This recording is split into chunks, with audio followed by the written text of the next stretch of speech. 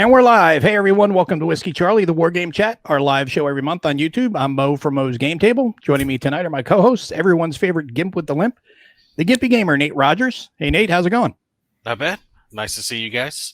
I'm here on time for a change. And with good internet.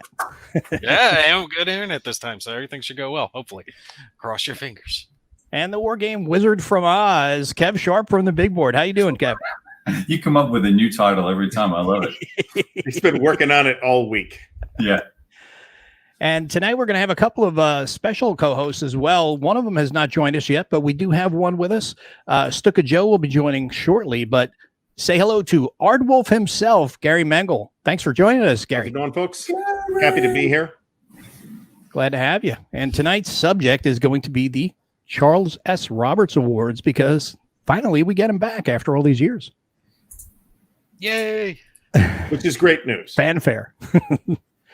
Now, well, that's the thing is, that is the Oscars essentially for wargaming. You have all these other awards. We just had the Golden Geeks for BGG recently, where war games do get a notice, kind of. Everything else is, the hobby side of things. But this is specifically about war games. Now, the thing about it is it's been gone for 8 years, so this has kind of been put together, I think, a little quicker than normal, so it'll be interesting to see how it plays out this year. I'm happy to see them back, but it also kind of brings up the question, what's the value of having the Charles S. Roberts Awards for designers, for publishers, for the gamers themselves? I'll open that up to you guys. What are your opinions on that? Well, I'm curious, how long has it been since we've had one? 2012 was the last one. 2012 since the last one. Why did they go away? Do we know? Not sure exactly. I think it was kind of one of those things where whoever was running it, I think it kind of stopped. It just kind of fell apart, so to speak. And then the guy who's running it now, he was talking to Roger McGowan about it, and he says, "Hey, when are we going to bring him back?" And he says, "Well, you want to run with it?" And so he did, and he's doing it this year for the first time. So it will be, like I said, interesting to see how everything works out. There's plenty of topics within the for the different awards, which we can go over and get everybody's feedback here as well as in the audience. But I think it's going to be pretty cool to have them back. Well, everything's got to have its own awards. I mean, hell, even porn has awards. So, I mean, why not wargaming? These are somewhat hairier awards, however, than those awards. Well, I mean, we were talking about... Are you saying you need the war games to be shaved, or... I'm just saying, you preferably keep track of your own business on your own time, and I'm happy with that. I'm going to go turn a light on and be back in a second. It was cool looking over the list right before we got started, and I'm looking at all the games that they've got down for 2019. I'm like, damn, I didn't even realize half of these games released. And I'm actively involved in the industry, every day. So if I can't keep track of it, I know most people can't. So at least if they've got an award thing going on and people can look and say, okay, well, this was the best World War II game, or this was the best Napoleon game, or this was the best World War III potential game. It gives them a starting reference of where to go instead of trying to piece together a whole bunch of different reviewers, So one-stop shop. Worth pointing out is that when I first looked at this webpage, there was no list on it. It was just, just a ballot. So I'm like, I don't know. I have to look stuff up on BGG or whatever to figure out what exactly came out in 2019. Now there's quite a large list, including a lot more stuff than I bought this year. That's for sure. Yeah. Well, I think a lot more than most of us bought. I hope so. Right. Well, there's a lot of packs, right? If you look at BGG, there's lots of Warhammer packs and Warfighter packs, and lots of little things that kind of bog up that list. But there's a lot of games out for sure. And, but those aren't included on this, though. No, well, they're eligible. But if it was published in 2019, best expansion or supplement, that type of thing. Yeah. I think it's cool to have it as long as it represents all of the publishers. There've been, since 2012, how many new publishers have arisen and thrive, like Hollandspiel and the Thin Red Line Games and Vento Nuovo and White Dog has become more popular now. There's a bunch of companies, and I just don't know. In the past, it seems like people weren't super happy with how it was done. I have no opinion. I got back into wargaming in 2011, and they ended 2012. So how long has Revolution been around? Revolution, quite a while, but I don't know exactly. I'm wondering if it's after 2012. That because it's been around. 8 years is a long time in the war game world. A long time. Yeah. I think Compass Games started right around that time. It might have been a couple years before that, but not too much. Mm-hmm. And they're kind of a big player now. And Nick brings up a good point. He says, how many who vote have actually played a majority of the new games every year? And, looking at this list, there's no way any of us have. That's the thing. No, that's again, we talk about it numerous times on the show about how the difference between hobby gaming and wargaming is, and there's a great example. I mean, how many times you're going to sit down and play any of these games that can take 4, 5, 6 hours to play, possibly longer, versus a 20-minute social deduction game. That's adorable. It's totally different games.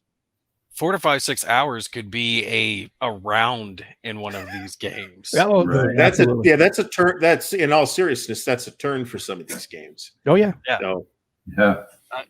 I mean, there's some of these that if I were to sit there and try to film it, I know I fall back on this one a lot, but when I filmed Thunder in the East, I think I did a 12-part series on that game, and I got through maybe 4 turns at most with 12 videos.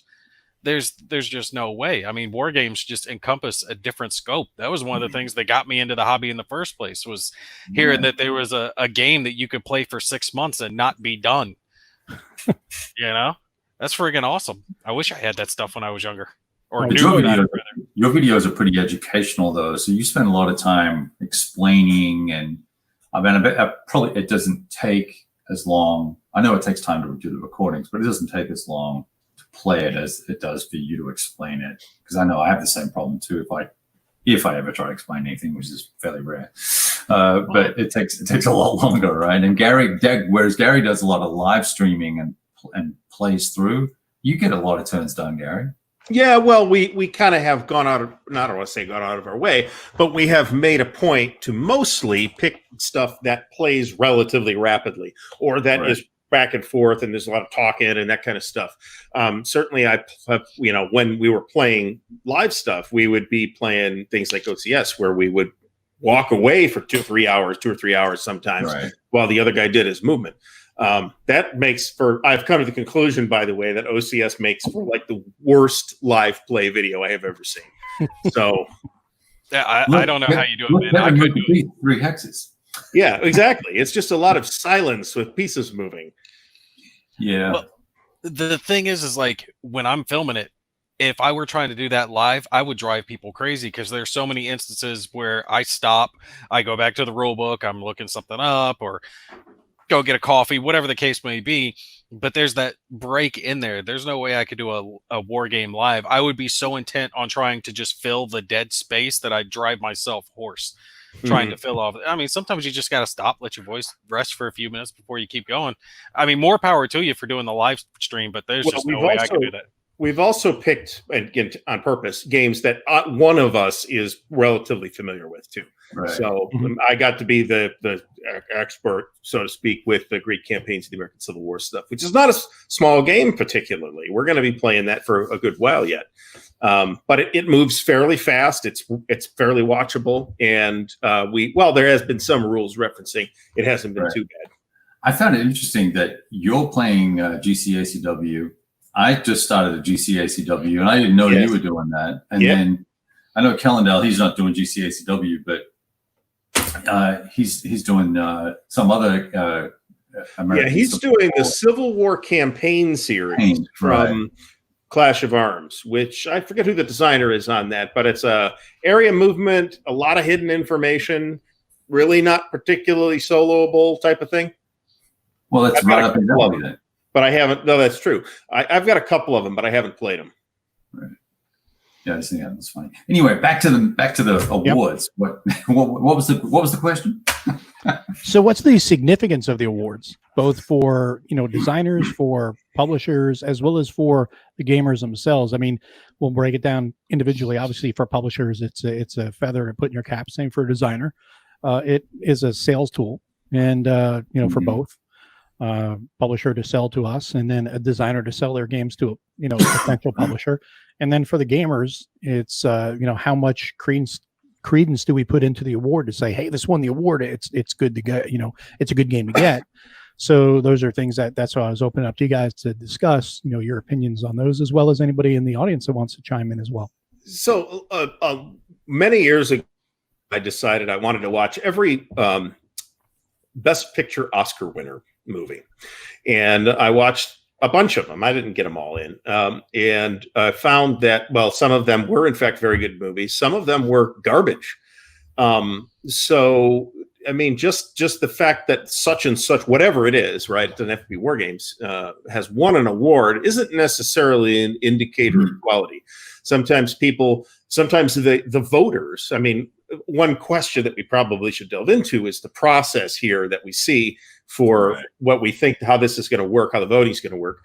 How does that voting work? Is it like open to the public type voting, like say the People's Choice Awards, or is it like an industry insiders collective like the Oscars, or is it some kind of panel like the Rock and Roll Hall of Fame, or at least how that used to be? I mean, how does that work? In this case, it's open to the public. Everybody can just vote, which I'd like at the abstract, but that makes me concerned that the results that we might get out of it might turn into results that are dominated by one or two very well-known or well-established companies, rather than being based on the merits of the particular designs that we might be talking about, which is always going to be a concern. It's always going to happen. You're always going to get your Lion in Winter losing the Best Actor Oscar to Oliver, for example. You're always going to get that, even though that's a grave injustice. Do they have Best Foreign War Game in here? That's what I want to check. If they don't, if there's a missing category, it is coolest war game company name, because I have a pick for that. That would be Europa Simulazione, which is an amazing name. Nice, but there's no category. I'm just. What about the Furore Technica or whatever they were called? Teutonicus, yeah. That's right up there. Yeah, that's true too. I don't know. I'd have to go with Lock and Load just because that's right up a Marine's alley. The words we love to hear most. Lock and Load. One-syllable words. Yes, something simple. Go along with our crayons. Exactly. I was just going to say, I have to have crayons with it. Easy to digest, just like crayons.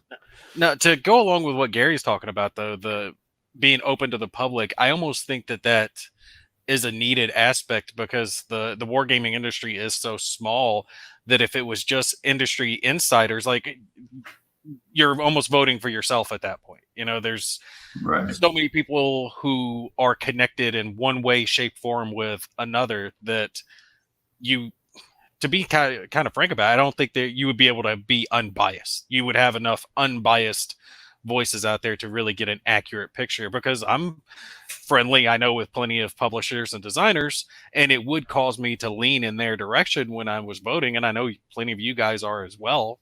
We all talk to each other. So opening it up to the public, it's going to open it up to people who don't know these people personally and don't have any bias in the stake, and they're just going to vote on what they like. That's the other side of that coin. What's that, Gary? That's the other side of the coin. Is you're not getting this like insiders, smoke-filled room type of situation.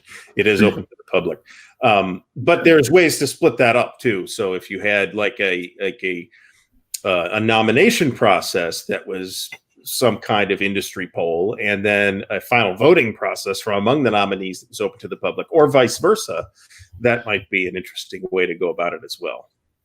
Yeah, I'm curious about some of the choices for the awards, and maybe that's just because of history. But the Milieu, there's East Front is almost its own category, right? There's so many East Front titles that are released, it almost deserves its own category. And once you start going down that path, there are lots of others that deserve categories, and yet then we have Best Postcard small format war game. There's some really odd categories there. Yeah, I played this postcard game 11 times. It's great. I'm totally unqualified to vote in that category. Yeah, said anyone ever. I don't know. Best magazine wargaming, so absolutely see that. But best cover art, that's cool. Best wargame rules. Now there's a subjective winner. I mean, they're all subjective. But gosh, Sure. Was it least word errors? I mean, there are some designers that would not even get one vote, right? Mm-hmm. Well, I like what Grumpy Gamer has up here. The best smelling war game needs a category. So would that or would not that be anything published by Blue Panther, Holland Spiel, White Dog Games? Wow. Yeah. One thing. Some people like those it. Games are a little bit smelly. I mean, maybe somebody's getting high off those. That's whatever counter lamination process they're using, but they're a little stinky. Yeah, I know what you mean by that. By the way, now that game from Hollandspiel came in a week or two ago, the spaceship one. Damn, I can't remember. Escape from Hades. Escape from Hades. Yeah. So I was going over that, and I made sure when it came to cut the shrink and stick my nose in that box, get a good whiff of what you're talking about. And, yeah, that one caught me a little by surprise. I gotta admit, it has a it'll stay with you. It'll stay with you for a while too. Don't open it up near your kids because they'll be walking around all loopy. Hey, Daddy.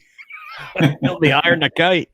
I mean, to be honest though, it is kind of nice to send something a little different because every other box that you get, you open it up and it's that air straight from China. Little. Well, it's like fresh cardboard. It's that fresh cardboard smell. It does smell good, but I do like that idea. I think it's kind of neat. One of those goofy little awards. But now again, it goes back to, I think Gary touched on this a little bit before. Does it come down to a popularity contest, or is it actually quality, or is it going to just be because, hey, everybody knows GMT or Compass or Lock and Load or whoever, Academy, everyone likes those games, especially GMT. They're going to lead in that regard just for the most recognizable name. It's one and the same. You're not going to be popular if you're not putting out quality. Sure. I mean, that's a real simple way to look at it. You become popular as a publisher because people like what you put out. So in the long run, yes, absolutely true. If you have a reputation for slipshod work, a la Fresno Gamers Association or whatever it was, you will be going away very soon, in all likelihood. Yeah, or if you're known for poor customer service, word like that gets around. That's seriously true. I mean, it does. There are companies like DVG. I love their customer service. They bend over backwards. They'll do everything they can to help you out or take care of you, and they respond to you personally, right?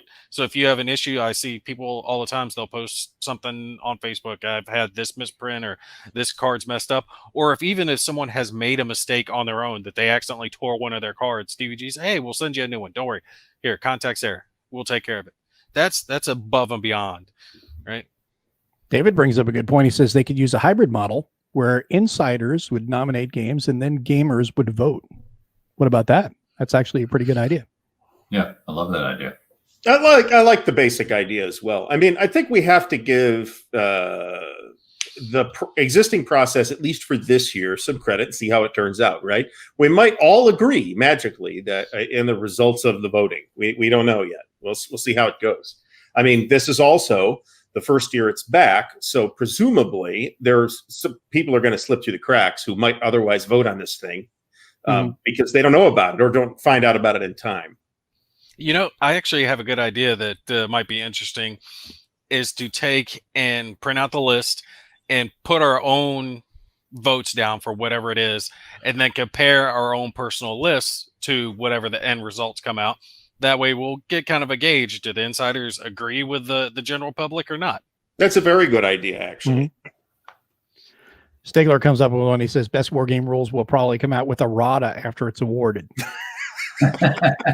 Snark of the show award goes to Stigler for that one. That was a good one. I agree with that one.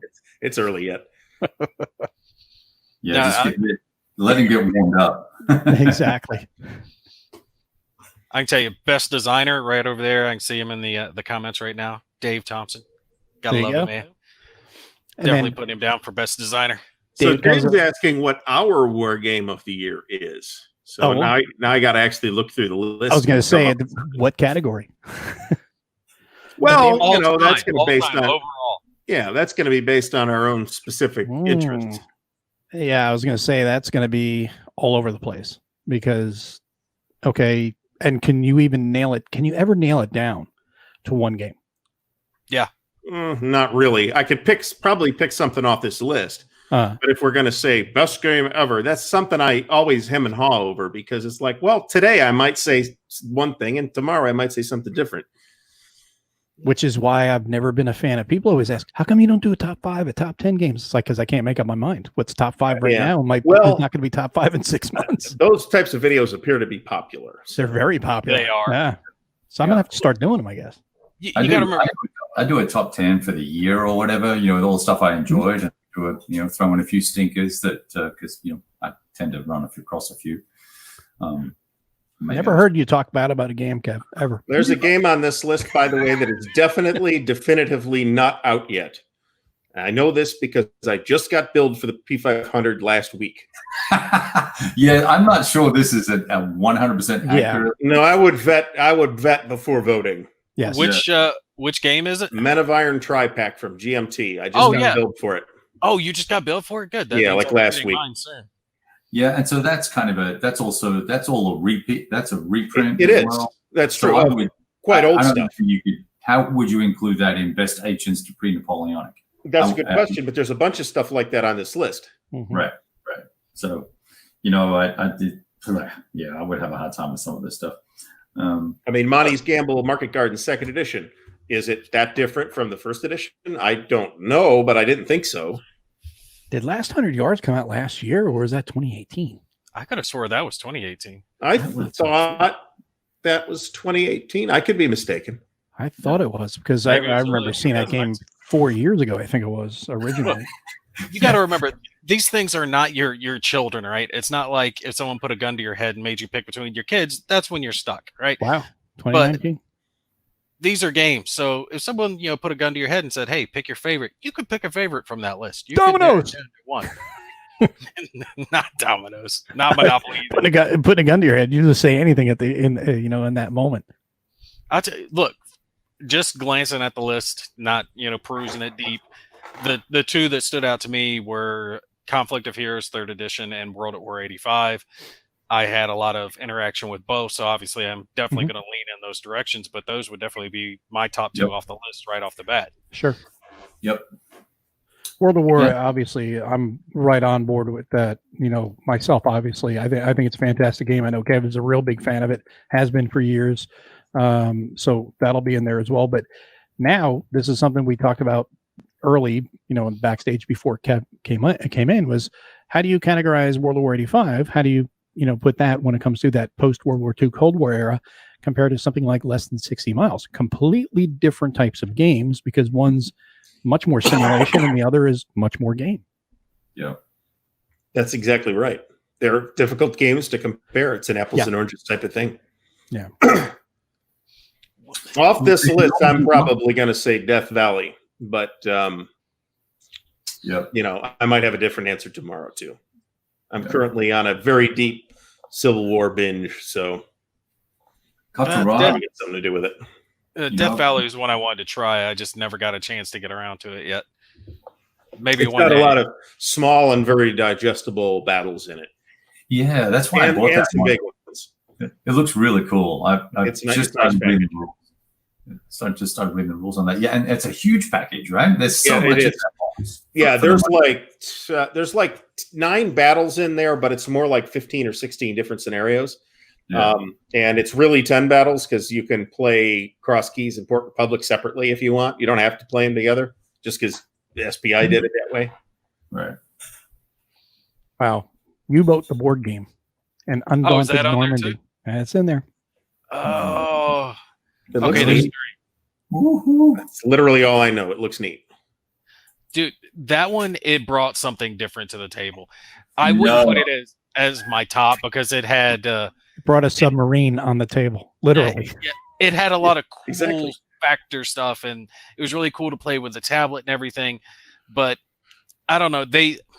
the game's really designed for those 4 players, right? So if you're looking at it from the angle of a multiplayer game, like 4 people playing the game, then you're going to have to rate it different than if you're looking at it from the angle of someone who's going to be playing at Solitaire because of what it's bringing. That hectic, what do we do now? And we've got to issue the orders mentality does not translate well from multiplayer to single player in that game. The experience is cool. I'd almost call it, there needs to be a category for multiplayer, right? Best multiplayer game, which is, I mean, more than 2, so 3 or more players, because I think it's a great multiplayer game, beer and pretzels level of complexity, bit of fun, right? But it's a worker placement game. It's not, it just happens to be on a sub, and you happen to occasionally come across on your iPhone, you come across something and try and shoot it, right? Yeah. But it's a worker placement resource management game. Well, that's where something like Captain Sonar. Have you guys ever played that? I have seen it played. It looks like a riot. It is fantastic with the right group.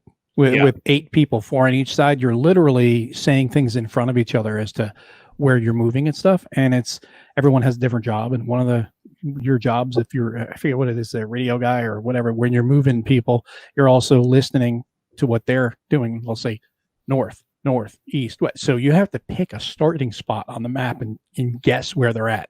And the best part about it is if you're listening, you're just like, okay, you got this sheet of acetate over the map and you're like, okay, north. All right, I'm gonna start here. Okay, right. Okay. And then you start moving the acetate around the map going, okay, well, this is where I think they were going to go. That's not where they're at. Okay, now if they start over here, it's pretty neat. It's a really cool way of, deduction. And then you have to stop at some points and do different things. But it's really cool. There's a lot of trash talk, but the trash talk doesn't happen all the time because you're so busy trying to listen to each other, what you're saying. And you're also trying to screw the other guy up by, using countermeasures, as we would say, by talking over other people. But real fun game. No, I agree with you. That one's a fun, but that's a drinking party game. Oh, yeah. No, that's not like a serious war game, but it's actually a lot more fun than you'd think. And, another game that I'd have to add on my list is Stalingrad 42. That was really a fantastic game. I haven't had a chance to play that yet. Yeah, me neither. A lot of fun. See, that's what you're going to notice with a lot of this list is that someone might have a lot of experience with 1 or 2 of the games on the list, some experience with maybe 5 or 6 more, and then the rest are going to be, I didn't get a chance to play it. Yeah. War games are just not the type of games that you're going to play that many in a year. I mean, most people are lucky if they get in 1 a month. Crossing the Line, Aachen, 1944. That was a great game. Great reprint. That's a reprint. A little bit of a reimagination. I forget what it used to be called, but that was a pretty cool game. Crowbar, amazing. I haven't played that yet. Is that good? That's great. Yeah, I mean, it's a classic home and luck, man. Push your luck. Solo game with a co-op module, yada yada yada, all that good fun stuff, and fantastic production quality too. How is that in comparison to what is the name of it? The Magnificent. What is it? The Civil War game. Exactly like that game. Oh, it's exactly like that. Well, same system, right? Yeah. Okay. You got the dice and you roll to see, and then do you roll again or do you wait? You got to pick. It's got to get to the line, right? Yeah. That's what you're talking about, right? Where you got to get to the picket line or get to the. Yeah, you got to get across. It's Pickett's charge, and charge, right? So, you got to get across the field. It's exactly the same system. Okay. With modifications and allowances for World War II. You got to find the I'll get the caliber wrong. The 105 millimeter, 150 millimeter guns that were up on Point to Hawk, right? Mm-hmm. 88s or. Try and find those 88s, whatever they were. You got to try and find those, and you got to try and find other bits and pieces and do things. There's like adventure in the game, but you got to land and then climb the cliff and then get going in magnificent style. Thank you, Dan River Rick. You got it right there in magnificent style. No, the reason why I was asking is because I know don't throw things. Well, you can throw things at me. It's just going to hit your screen anyway. I wasn't crazy about in magnificent style. Everyone was like, "Oh, this is so great! I got it," and I was like, "It just fell flat for me. I didn't connect with it for whatever reason." And I was like, "Okay," and then I ended up selling it. I wasn't impressed either. Really, but you like Crowbar? Well, I think it's the presentation. The presentation is amazing. It's immersive. I think the board's almost too big, right? It's just one of those massive. It's kind of like flying pig. Yeah, right. So there's big that. counters, big boards. That does make it big immersive. Box. Big box, yeah, huge. So it has that going for it, but it's the same end game result. But I think there's more in it in terms of because you do have to find the 88s and there's other artillery you've got to find as well, other types. Okay. Of artillery. Yeah. And then there's a full expansion for it where you get to play the Germans as well. So you get to play the other side. Nice. Anyway. No, that's a solitaire only, though, right? No, it's co-op as well. Oh, it is co-op. Yeah. Or you mean like cooperative or competitive? Like there's no competitive mode in the game is what I'm asking? I believe there's 3 modes, if I remember correctly. I only played it solo. So there's cooperative mode and solo, and I think there's an opposed mode, but I'm not sure. Okay. I heard a lot about the game. I just didn't actually get to play that one, so I was a little curious about it. What about you, Mo? What's standing out for you? Well, World of War 85, obviously, that's one in there. Stalingrad 42 is fantastic, another fantastic game. One that I've just kind of poked around with, I've not played yet. Listened to Kev talk about it, and definitely is going to be right up my alley. Was the one I was talking about before, Less Than 60 Miles. Because I know that I'm going to dig that, although that's going to be one of those, you got to be in a different headspace to play it, I think. You have to go into it. It's fun. It's work. Well, that's what I'm saying. You got to go into it looking at it like, hey, I'm not playing a game now. I'm trying to simulate this. I'm going in with you're trying to study it more than you are. It's a study sim rather than a game. So it's more like Fields of Fire than more than that, probably. It's more like being a division commander, and don't screw it up, otherwise people die. Because there's a lot of time hacks in the game. Everything has you've got to move your units across the map, and and do different things, and they have each thing. Kev, correct me if I'm wrong here. Each thing has a different time allotment to it. This may take 4 hours, 8 hours, 10 hours, 12, whatever. And you've got to basically try to time it to where those guys are going to be there in time to be able to take on the enemy that's coming across, or to be in a position to block or whatever.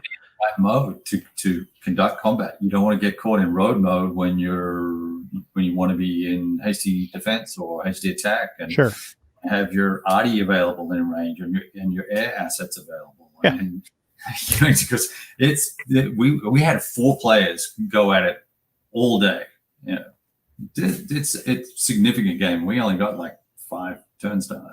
I think that would be one of those games where it would be great, almost like a field exercise type thing. If you had a referee and then you had 2 different sides, it'd be amazing. Yeah, I think that'd be really fantastic. Because just think about it, Nate. It's okay, you need to move, a couple divisions down a road. How are you going to move them? You're going to move them in admin mode because that's the fastest way to get there. But what happens if the enemy shows up? You're screwed. They die. Yeah. So this is a solitaire only then, or multiplayer? Definitely multiplayer.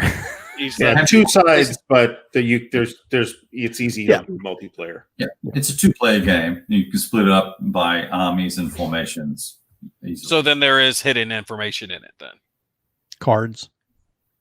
What, cards that you're playing to adjust? No. It's a hex encounter. Well, yeah. Modes of operation, and you're not necessarily going to know. You see what mode your enemy may be in or changing to until they make that change. So it's mostly open. There's a little bit of hidden information. So it sounds kind of like you want to catch your opponent when they've made a bad move. They're rock to your scissors type situation.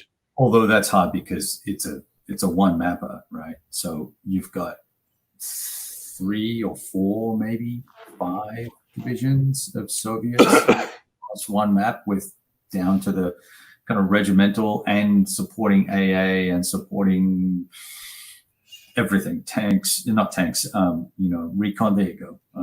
One of the coolest covers ever, I think. Yeah, it is an amazing cover. Yeah. And it's it's going to be a multi-module system. So it'll cover everything from the half gap basically down to the south to Munich. Not Munich. What's it called? I got to look it up now. There's going to be 4 or 5 games in this system. 5, 6. Yeah, there's going to be that's going to be all of central Germany, basically the entire, attack avenue for the Soviets in the theoretical World War III. And then you have Under an Iron Sky, Deadly Northern Lights, and there's going to be more in that series as well, too, I believe. Yeah. Oh, yeah. Yeah, Potion Golf. So, Mo, I need you to take that box, wrap it in some newspaper, put that in a cardboard box, put 2 Gimpy on it, and hand that to your mailman. Problem. Appreciate no problem. I'll send you an empty cardboard box. I assume that's sold out. It's not sold, actually. It's not. Okay. No, it's interesting that the really expensive ones of his sell out the quickest because he makes the least of them. No, that's one, yeah. It's like $65. This one. So I actually have a copy, and you could either have my punched one or buy my ink shrink one. So for some reason I end up with 2. There is going to be 5. I paid for both, unfortunately. So there's going to be 5 in the system. The first one is Less Than 60 Miles. The second one is going to be Dogs of War. Third is going to be Festung Hamburg. Fourth is going to be In a Dark Wood. And then the fifth is going to be Bavarian Rhapsody. I love it. Yeah. He's having fun with it. It's cool. I'm going to try that one out. That's one of those ones where, I think it would be really good for Vassal because you're going to have to sit down and, especially if you can get with a couple of people that are going to, sit down and play it with like we're doing. We started Jaws of Victory the other day or yesterday. Me, Nick, Tom, and Dave, we were starting it. We're learning it, out of the gate, out of the box. And it was like 2.5 hours we played, and we got maybe a halfway through a turn, halfway through the Soviet portion of the turn. You got to start somewhere. Yeah. And we were all going in there with the attitude like we all tend to do is we're not worried about playing competitively. We're all playing cooperatively to help each other learn the game, because it's not a system. You sit down and, hey, it's 4 pages of rules. Okay. Hey, let's play competitive. No, there's a lot more to it. And there's a lot of moving pieces. So you have to work together to learn that. And that goes back to, okay, how can we really get a good weighted opinion on all of these different games? Because it takes that much time and effort to play them. No, you're right about that. That's valid, actually. Do you really have an opinion after playing this monster for 6 hours or whatever when you know it's going to take 40 or 60 hours to finish it? I don't. I mean, I didn't. And sometimes I'll have done, I've done that, and my opinion has completely changed by the time we're done than it was at the beginning. Mm-hmm. So it's almost this is fun and cool, and then by the end of it, I'm like dreading going every week because it's drudgery to go in and manage 200 air counters every turn. Oh yeah, it's almost like watching the first 10 minutes of a movie and then trying to decide if you like the movie or not. Mm-hmm. Right. Really got to experience the whole thing. Yeah, or a book, or whatever the case may be. But sometimes, like with a book, just like with a war game, with a book, you start reading it and you see that the writing is terrible, or the structure of the way the book is laid out with its flow of chapters, or the characters are crap. You know it's a crappy book, and I'm not going to finish it because I only have so many hours left, right, in my life. So off she goes. Bye, champion. And you pull out the next book or the next game. And I think a lot of games can be assessed in that mode if they're bad enough, right? Or if they're just not to your taste. You buy something that's not in your taste and you go, oh, next. And that happens. Yeah, sure. I've had some that I was convinced I was going to like, and it was going to be one of my favorites. And it wasn't until after I actually got it to the table and set up and started playing it that I was like, oh yeah, this isn't as good as I wanted it to be. And it was between that, like the components themselves were great. The cards were great. It was the actual structure of the rule book and the way everything was laid out that just crushed it for me. I'm not going to hate on them because I don't want to hate on anyone specifically in this, but that game just did not get reviewed well by me at all. But it looked good. It looked good in the box. It looked good coming out of the box. It just played badly once it was on the table. David is talking about our game yesterday. He says it was a turn where we did not even have to move because the Soviets were already right next to the Germans. So we were just initiating combat, barrages and combat. There was no movement at that point. We haven't even done. There was some breakthrough stuff, but we hadn't even really followed up on that yet. But that first turn's a beastie, though, right? It Especially is. on the right-hand side of the map.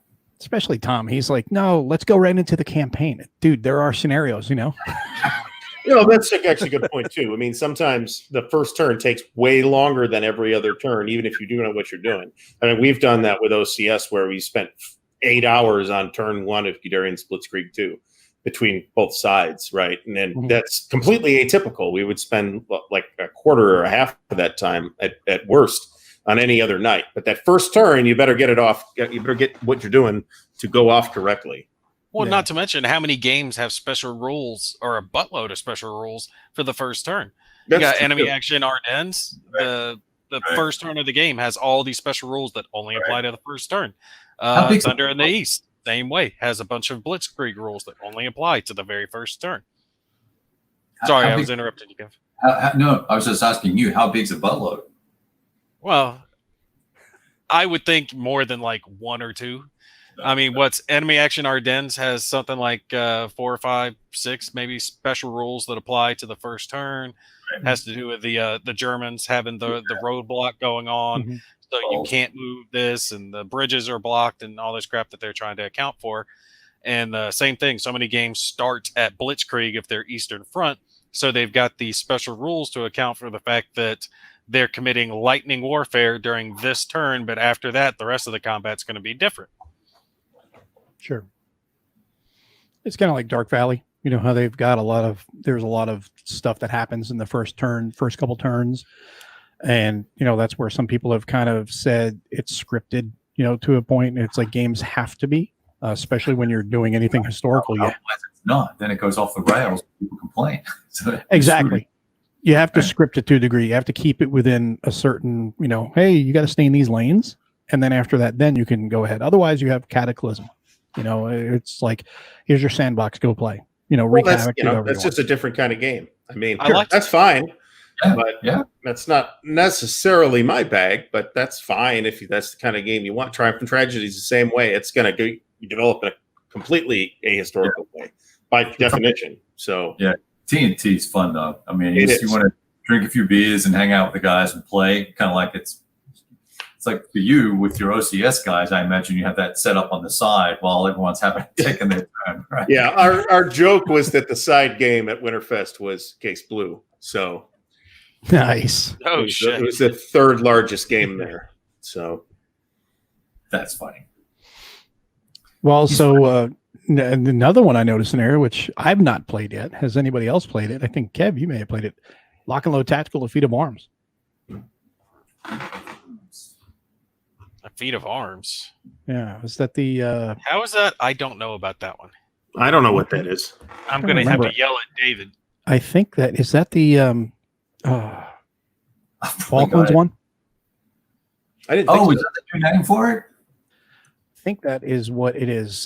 Feat of Arms. Yes. I see it. I have not heard of that one. That was the Falklands one. Yeah. That's not. So that's a straight reprint, right? So. Well, I mean, it was published in 2019. Volume 2 or whatever, I guess. Edition. So what, you don't think reprints count? No, they do. Yeah. They do. No, they don't. They do. Peloponnesian War is in there for 2019. Rename that. Well, yeah, that's not markedly different other than the components from the original as far as I'm aware. Yeah, it's just updated components. Yeah. Now we were just talking about World of War 85. World of War 85. It's it's an overhaul, but it's still it's been out before as well.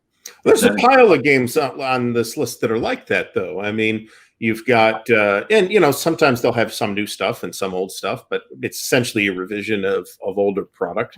Right. There's probably a dozen of those on this list. World of War 85 doesn't count for that. That's like stepping up to from your high school girlfriend to a college level cheerleader. No, that's massive level difference there of an overhaul and an improvement. Whole new level. Having looked at it, it's an impressive feat of presentation. That whole package is just an amazing amount of stuff. Yeah. Have you seen the canvas map for that one And I have not. No, somebody had it at a convention, and I was like, "Oh, isn't this shiny?" But they didn't have a canvas map. Not that I saw, anyway. Oh, it's freaking awesome! Like that game is almost the bigger it is across the table, the better it gets. Which one? It just looks World at War 85. Yeah. That's what really got to me about that game was. Sorry, I'm not trying to interrupt you, Kev. No, you can. It was WBC when I was watching Keith play it, and he had that game that him and Patrick were playing there for a handful of days, and just the course of everything changing, and the vehicles getting blown up, and the wreck markers here, and they weren't even playing that big of a game, but just watching the flow of the battle change over the course of the week was just awesome for me. That's what really sold me on the game. I was just sitting there like, oh boy.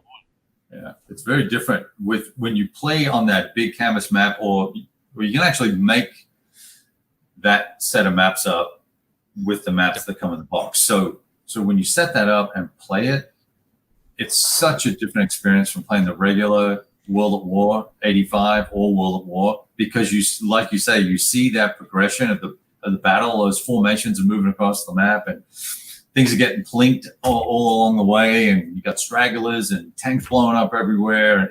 It's so completely different an experience that's very, very cool. Very cool. Yeah, and that type of experience, it's harder when you're playing on just a single map to have that experience where you have a breakthrough and you come around and you're really flanking your opponent and getting in there.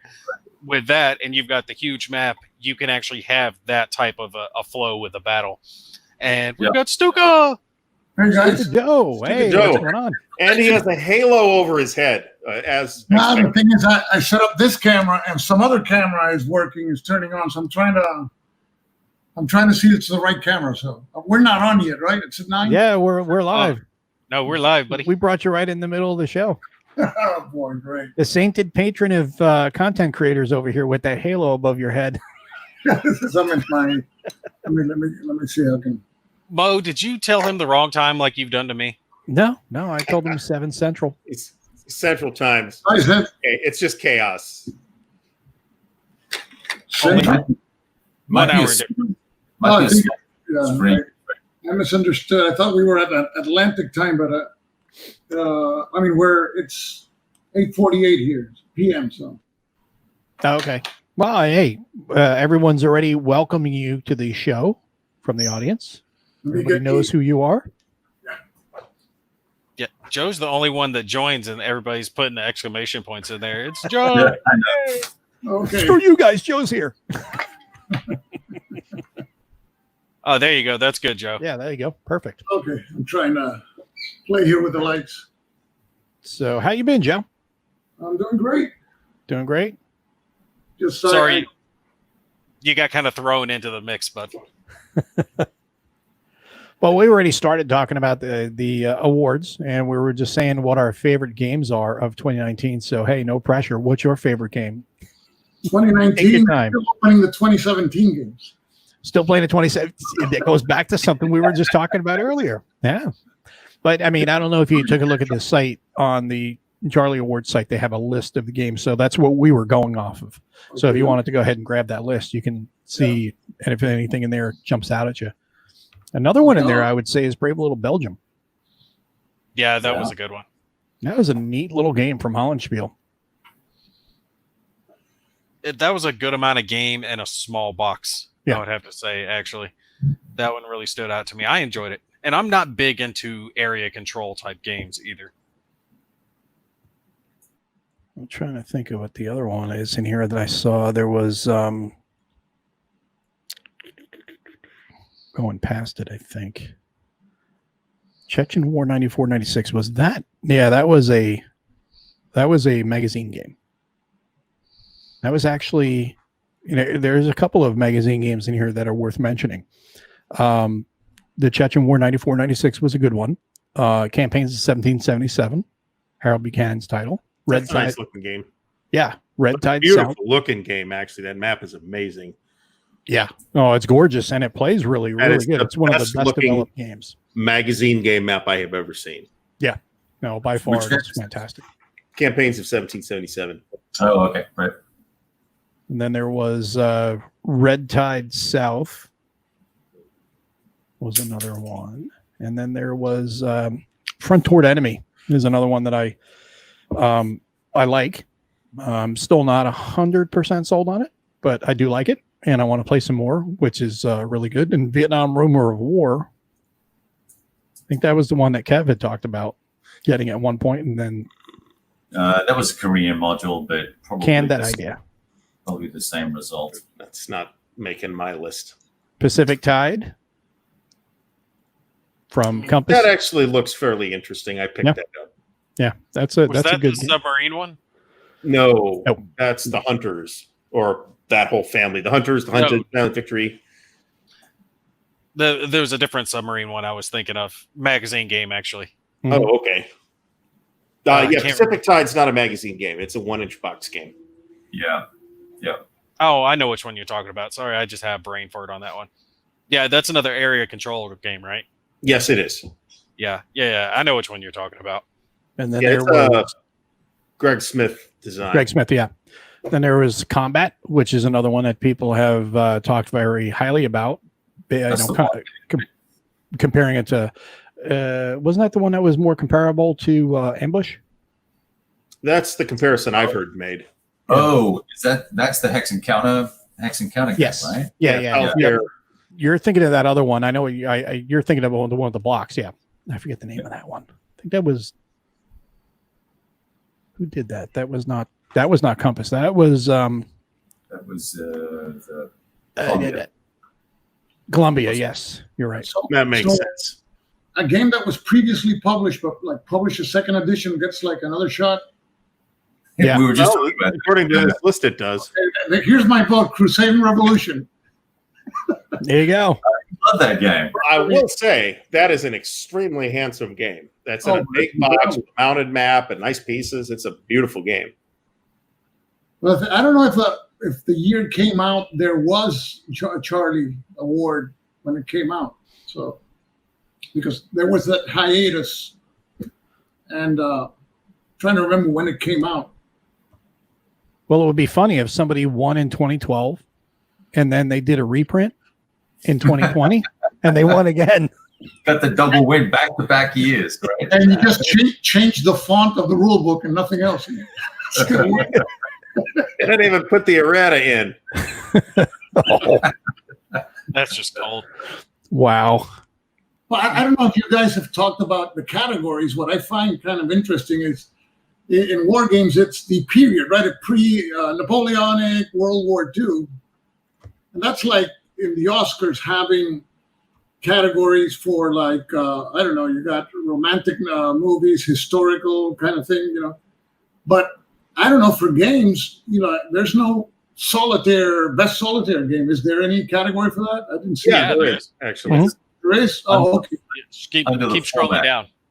Because I figure, you know, some people love hex encounter games, so you could have a category best hex encounter game, best card-driven game, best area impulse game, because they're established mechanics, I guess. But Sure. we still go by World War II and then there's this category from ancients or from whenever man was created till before the Civil War or something.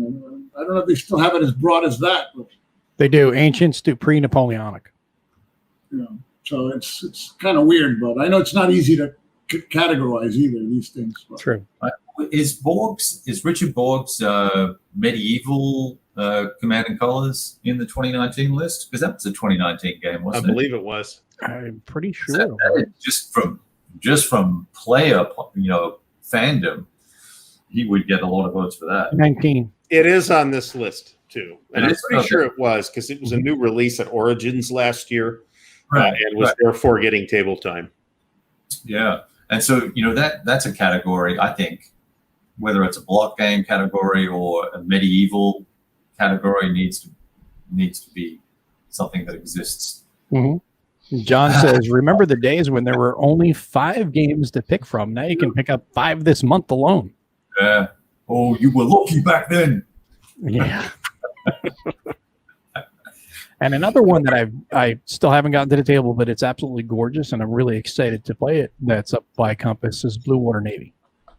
That looks interesting. I've looked at it. 12 pages of rules. I heard good things about it. I had a quick look at the rules at a buddy's house. He was setting it up to play. It looks beautiful. The only drawback I've got, the only criticism I've gotten for it, one of the things that people picked on was the spine. You can see the printing of the Blue Order Navy titles a little off to one side. It's like, okay, that's some QC production issues. On the box? On the box, yeah. And but that's not something I've noticed having looked at a couple different copies of it. Yeah, I mean, it's if you look at it, you can see. I'll grab mine in a second. I'll show you. You can see it's kind of off to the side. It's really not a big deal.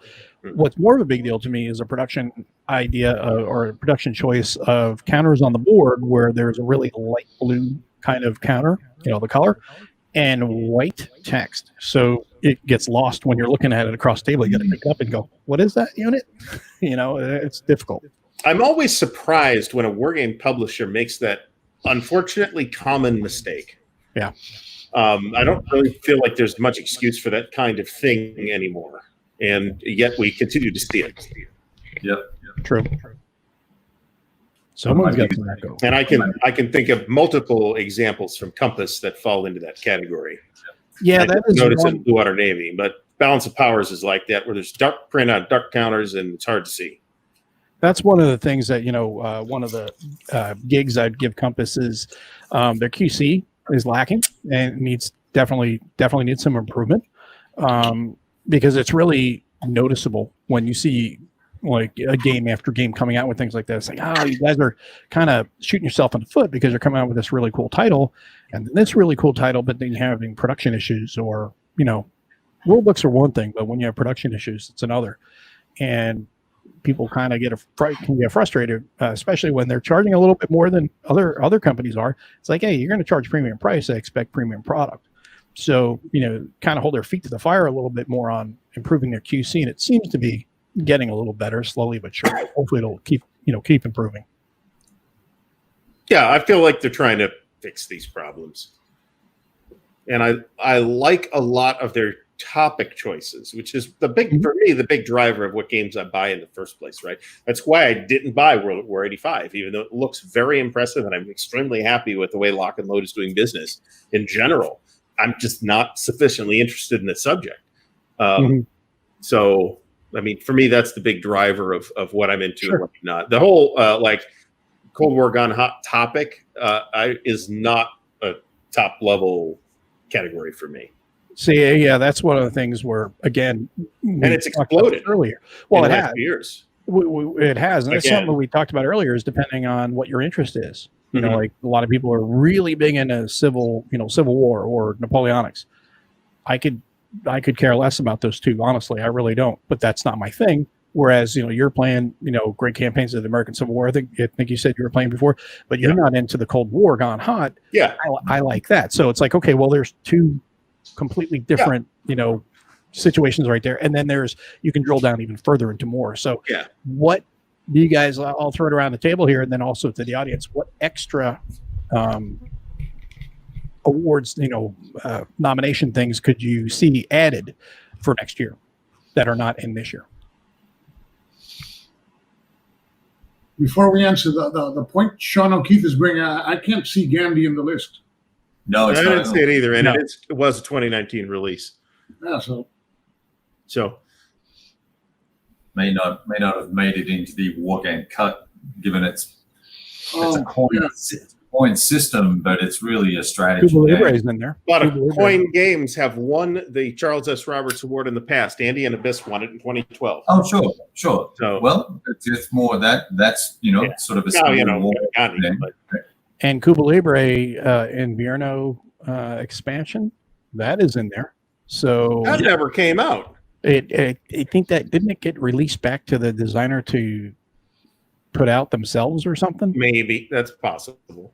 I haven't seen Gandhi, but two of the factions can do the same things that the other factions can do in the other coin games, right? Mostly, there's just two of the factions that use peaceful means, but the other two can get as nasty as you want, right? I don't think it's particularly disqualified as a war game just because I just put that Gandhi's in it. I wonder let's see what it's listed on BGG. BGG says 2019, but again, it was a new release at Origins because it was came in midway in the show, went to the GMT booth, the Enterprise Game / GMT booth as a new release. That's when I bought it. Was at Origins. The post Cold War conflict, the only one on this entire list that I've played, I'm happy to say I have played one, was Red Storm, GMT's Red Storm. Nice. You got a chance to play that? Yeah, we played it at Winterfest. It's pretty neat. It's there's a lot of tactile counter fiddling with it. Is my only problem with it. It's Stuka a cool found game. the date. What does it say? 2019. 2019. 2019. And Well, somebody gets that killed, list is so it could- that list isn't definitive. That's not just that's the list that they had compiled to put up on the site to help people. But unfortunately, that will impact people that don't do like Joe just did and go find out what that date on that. Well, title and is. somebody's going to end up voting for something that didn't come out, like the Man of Iron Tri-Pack. It's still not out. And then their ballot's not going to get counted because it's not eligible because it wasn't released in 2019. So they're going to, like I said, vet before you vote. Mm-hmm. But I bet Yeah, you it's Bruce not a bad Banfield idea. is not happy about his game not being on the list. So Well, it does say there is a disclaimer at the top that says this is not a definitive list of the games that are eligible. oh, okay. This is just something that we slapped together. Okay. And Gandhi is classified as a war game in the modern genre. So there you go. It'll probably take the title if enough people vote for it. Yeah, it could actually win. Gandhi could win a war game title. Win a war game title, Modern Warfare. The best one. He would be appalled. Yeah. Oh no, Gandhi has actually been known for nuclear missiles. If you're into Civilization, Well, that's true. That's true. What? For that. But so, what other categories do you think we could add? You know, both you guys as well as the audience chime in here that you don't see on the list already, or would you like to see broken down? I'm going to agree that the ancients to pre-Napoleonics is a little bit broad. Now, I mean, some of those categories, if you start breaking that into like 5 subcategories, I don't think you could support that, but you could probably support breaking it into like ancients, medieval, and like medieval to post-medieval to pre-Napoleonics. But then, what came out for that period? This campaigns in 1776, right, would fall into that because it's American Revolution. But you might end up with categories where there's hardly anything that got released, right? So that's something that you'd have to be concerned about. But that's a category that's so broad as to be virtually meaningless. well, the categories can't be fluid; they can't change from year to year. So there needs to be just a set of categories that are going to be there year to year, and not adjusted depending on what comes out. Otherwise, I mean, it doesn't really give you an accurate picture. And unfortunately, there are just less games made in that time period. Yeah. And there's, what can you do about it? You can't really do anything about that. And looking at the historical article on Wikipedia about the Charlie Awards, it looks like these are essentially the same categories that we had back in 2012. And there was, there were some changes over the course of the lifetime of the awards to the list of categories, but they're, most of what we see on here is the same as what we see on the ballot today. Well, you got your Napoleonic era board war game next. Then after that, you have kind of another similar situation where it goes post-Napoleonic to pre-World War II era board war game. Okay, where are you going from post-Napoleon era wars through the American Civil War, World War I, and every other conflict in between before you get to World War II? That's a giant. Well, and there have been times in the history of the hobby where there were very few World War I games released, but that's not really the case anymore either. So we've seen a renaissance of World War I titles. I think attributable to Paths of Glory, but feel free to disagree about that. Why not just use the Board Game Geek categories? They have a set of delineated periods on the website, and if there's not a game in the era, or there's less than, you just say if there's less than 3, we're not going to do it that year or something. I don't know. It's got to be. It's just a pity. Ancients to pre-Napoleonic. It's so broad. So broad. And like I said before, I don't see why you wouldn't have an East Front World War II category just because there's 20 games a year released on that topic, right? Yeah, handily. Well, I mean, you could break down World War II into the East Front, the Western Front, the Pacific, the Atlantic Ocean conflict there. I mean, there's so many different areas you could break it out. The Africa campaign. Yeah. That's a good point, actually. That's by its nature, if we have a category for best World War II era board war game, right? Mm-hmm. That's going to be a massively competitive category because there's a crap ton of World War II games released every single year. There's quite a few American Civil War games that get released every year. There's quite a few Napoleonic games every year. Kind of a popular time period. Exactly. So there's going to be a crap load of competition for some of these categories and much less competition for some of the other ones. Yeah. And if you have like a BGG type of voting, it might be Blitzkrieg that wins it. Yeah. And that looks neat, actually. I'd like to try it. It does, but you can't compare it. Yeah. I mean, but you can even break it down even further, not just into, eras, theaters. Areas. Or, the areas, the theaters of World War II, but you can also break it down into operational, strategic, tactical, things like that. You can break it down even further because somebody may like this tactical game over here, but somebody likes this operational game. And how can you compare the two? Because, OCS and a tactical game, two completely different beasts. Yeah, but all you're voting for is which one you like better. Exactly. Which is fine, but... Yeah. But I mean, how deep do you want to drill down into it also? Yeah, that's the other. Yeah, you could get into area control. You can get into hex and counter. Yep. You could get into chip pull. You can get into card driven. You could break that down, especially in the World War II category, into probably 100 categories if you really wanted to. So we are totally restructuring the Charlie Awards tonight. Call it the Whiskey Charlie Awards. There you go, the Whiskey Charlie Awards. I've been wondering for a long time what happened to the Charles S. Roberts Awards, and I think, like we had talked about before, I think they just organizationally just fell apart and didn't get set back up, and now they're back, and I'm very happy to see that they're back, and I'm very curious to see how not only the results turn out this year, but how the whole project evolves moving forward. Now, I might have missed this earlier, but is it the same group of people running it now that was running it previously? No. It's a new guy running it. Is it just someone who said, "Hey, I'm gonna just pick this up and run with it"? And I think he talked to some people before making the announcement, but he talked with Roger McGowan about it, and Roger says, "Hey, why don't you run with it if you want to bring it back?" And that's the real thumbnail sketch on it. But John brings up one here, Barbarossa. Barbarossa. Slowly, I turned inch by inch. Niagara Falls. It's like Barbarossa is one that could be its own subject altogether. Just how many games are put out on Barbarossa? The Bulge. Yeah. 5 games. Like that. Yeah. Yeah, it's the worst aspect of World War II, but so many people just seem to be fixated on it.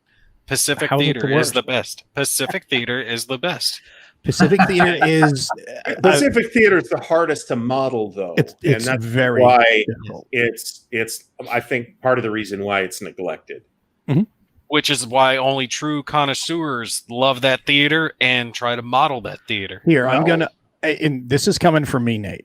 All right, I'm gonna design like that's some type of excuse. I'm gonna design a Pacific War game right now. We're gonna design it right here on Whiskey Charlie. Take a piece of board, put a couple nails in it, and kind of just tap them in a little bit. Take a hammer, bam, bam, bam, bam, bam. There you go. That's your Pacific War game. It literally is that. You are going to go in there and you're going to smash the Japanese who are not going to get out. They're going to die in place. The Marines have to go in. They've got to root them out. You want to have a really good Pacific War game. You really need to either have it at the operational level or at the tactical level. In between, it gets, it's not as good. It has to get. You have to. When I say tactical, I mean you have to go man-to-man level for it to be really. It's a narrative. Empire of the Sun. Sorry. What's that? Well, Empire of the Sun. Yeah, that's the big scope. But I mean, when it comes to, for you to go deeper into it to be enjoyable, you got to go down to man-to-man level to really get the narrative. Squad platoon stuff can work, right? But yeah. Still. No, what I'm really waiting for is the unconditional surrender based in the Pacific Theater. Oh yeah, that is going to really flow. That's going to be that. But again, I think the reason why we haven't seen that yet, despite the fact that lots of people want it, and I think Sal wants to do it, is it's hard to model, right? And it's especially hard when he already has a precedent which doesn't model air naval stuff in the level of detail that I think somebody that's interested in a Pacific War game wants. The same thing happens with Dai Senso with the companion game to Totaler Krieg. Yeah.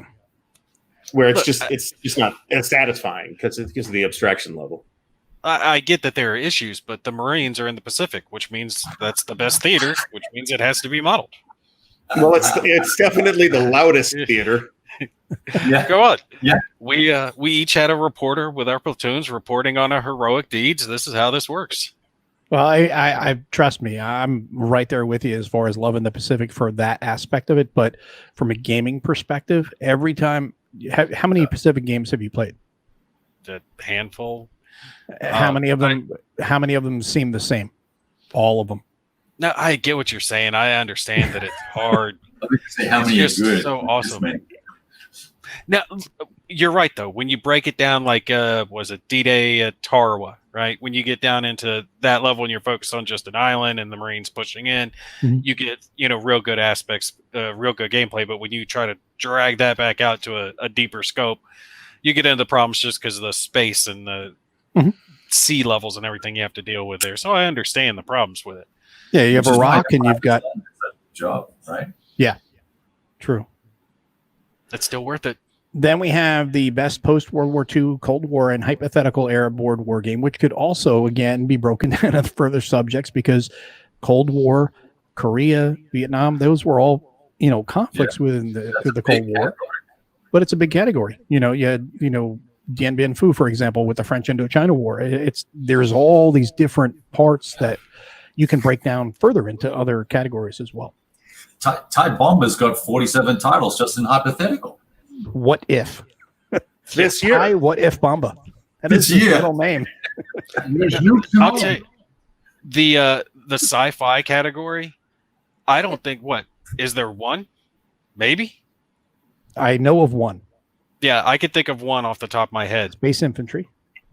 Oh, two then, off the top of my head. What's the other one? For What Remains. That's a sci-fi title? For What Remains, yeah. Okay.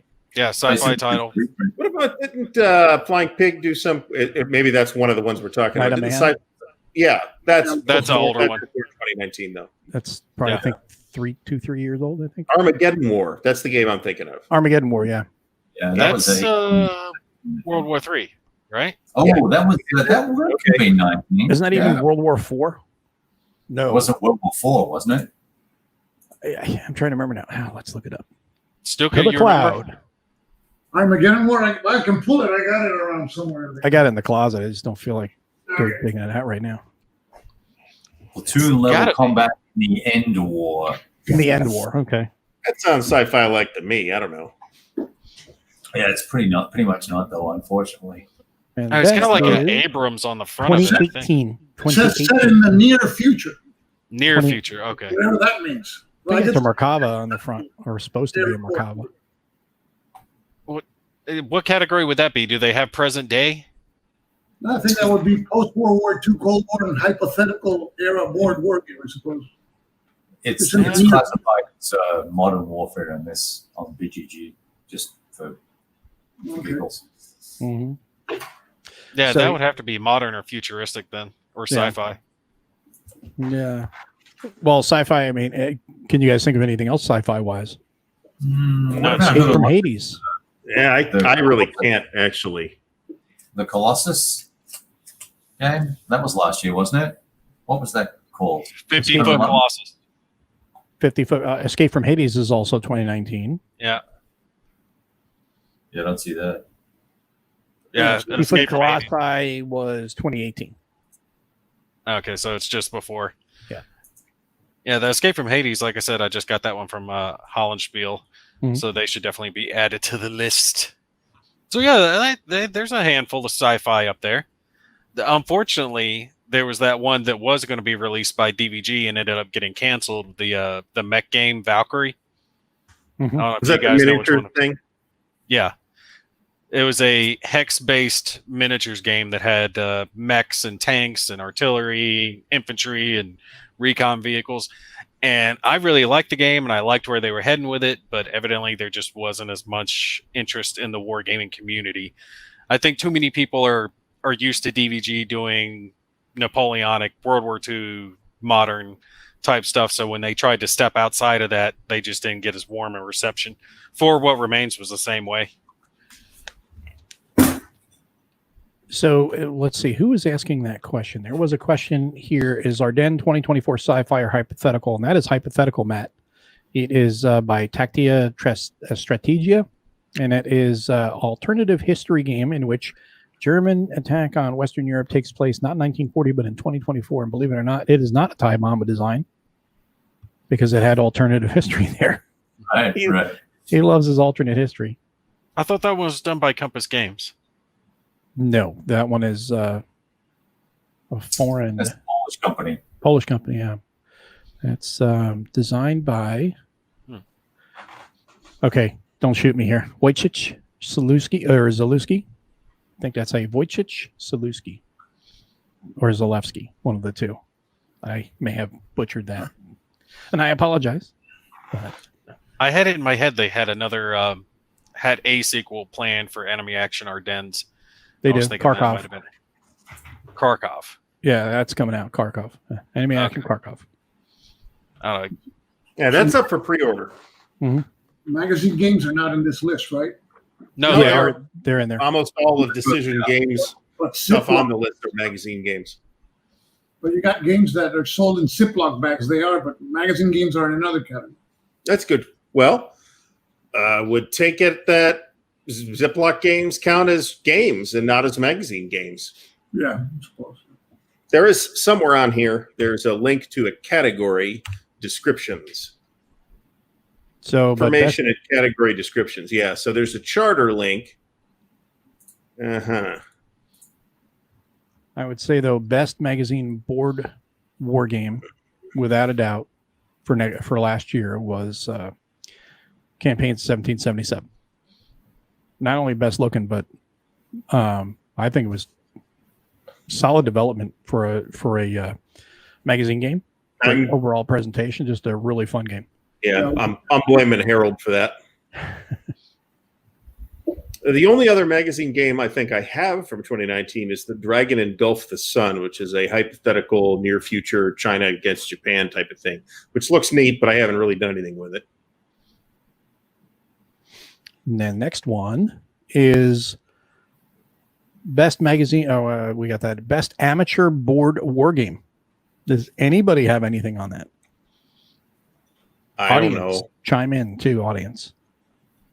The print and play one, is that the one you're talking about? Yeah, well, I guess that would be print and play at that point because There's a print and play category too. Yeah, but No. this one would be amateur, so I guess you could kind of put that under print and play. The list I see says Okay, it's best amateur slash print and play, yeah. yeah. It's a It's combo. kind of, Yeah, Not available for commercial sale and not announced for publication or crowdfunding. I've got nothing for that one. Yeah, How about me you, neither. Joe? Yeah. Yeah. I don't do I have one. It's a Spanish game. Juego San Boto is they're free, and there's one on the Triple Alliance War. That's a war that Paraguay got entangled against Bolivia, Argentina, and Uruguay at the same time. Mhm. And you can download it. Let me scratch that. You can download it since February of this year, so that wasn't available for 2019. Sorry. Okay. Okay, Nice. So close. We almost had one for that list. almost. So, best postcard small format board war game. Again, Nobody. no clue. Okay. Move on No, to the there next was one. that one that the armored one, the little tank game. Well, it's actually, Creed. would the Doubles to Pay fall into this category? It's fairly small. It's not a postcard game. I've got it on pre-order and I haven't got it yet. Dan was talking about it the other day, I believe. God, I'm sorry, my memory's so bad. Armored something. It's World War I tanks. I remember it was on. Oh God, I wish I could. We'll see if remember. somebody in the audience Yeah. can. Someone in the comments chime in. The minis, do those qualify? Because I think they're 7 inches. I don't think they qualify. Is it 6 and No. 1 inch of an inch? No, it's not Ogre there, Stigler. Oh crap! I think it's armored or it begins with an A. Oh, I'm sorry, guys. I can't remember the name of it. My memory is Okay. horrible. I know it's a World War I tank game, but it is a very small footprint. I know I've got it on pre-order from Miniature Market. I think it might have been a Kickstarter, and I know some people already have it. I'll see if I can figure out what game it is, and I'll let you guys know. But you can And go we to the next. have best expansion or supplement for an existing board war game. Wow.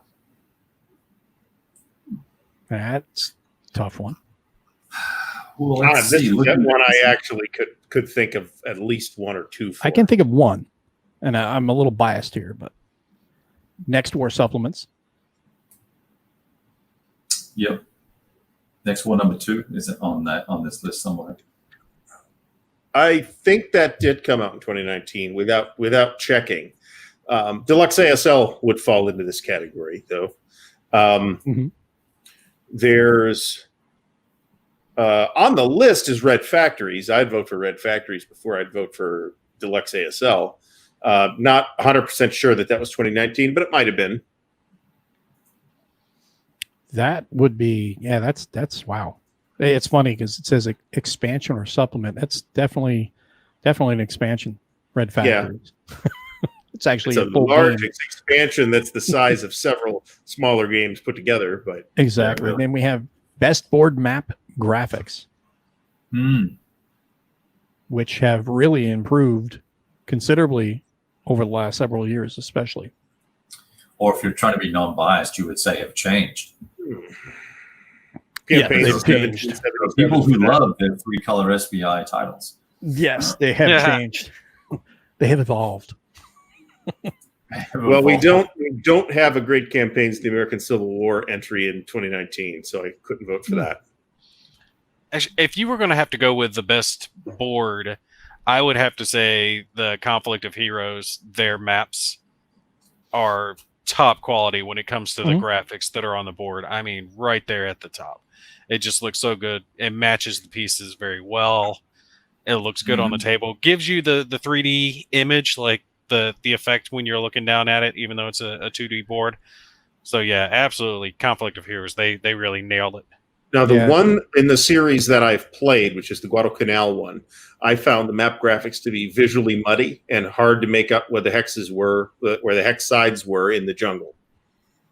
Now, I could see that in Guadalcanal because of the colors. Now, that may not apply to the other games in the series.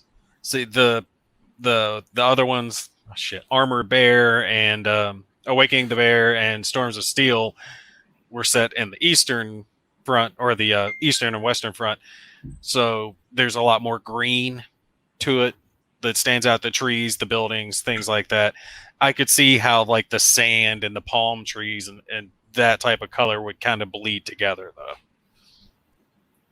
So I think Crowbar was an amazing map. And I also think, as I look at this list, I would say 2 other games that struck me were, Death Valley is in here. Those are very attractive maps. They're very attractive. Worst maps, and highly functional at the same time. Yes, yeah. Worst maps would be Panzer. Oh, we're talking about best. Sorry.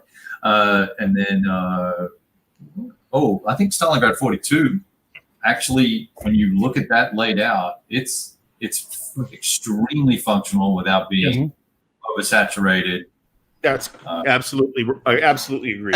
Hey, time out. I finally remembered. My dumbass finally remembered. Pocket land ships. Oh, we talked about that 3 weeks ago. You're just that doesn't start with an A. I had it in my mind. It was armored something. I'm telling you, my brain doesn't work. But yeah, pocket land ships. That should fit in the postcard sized, right? Okay. So yes, we do have one for the category. God, it only took me half an hour. Napoleonic Contrabar.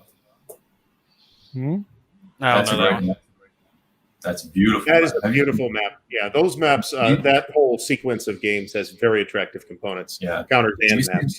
Have you seen them, Stuka? The thing is, most of the games that I have on the list are in shrink wraps. I think Peloponnesian map, was a nice map when it came out, and even nicer now. So that game has a very nice map, and was another GMT game. I like the Nevsky map.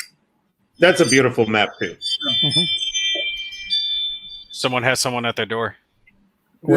Or their driveway. I haven't tried to play that yet. I have admired the very attractive components, and that's it. Wow, Quattro Bra really is pretty. It really is nice. Yeah, I've got that. I have 2 games in the series.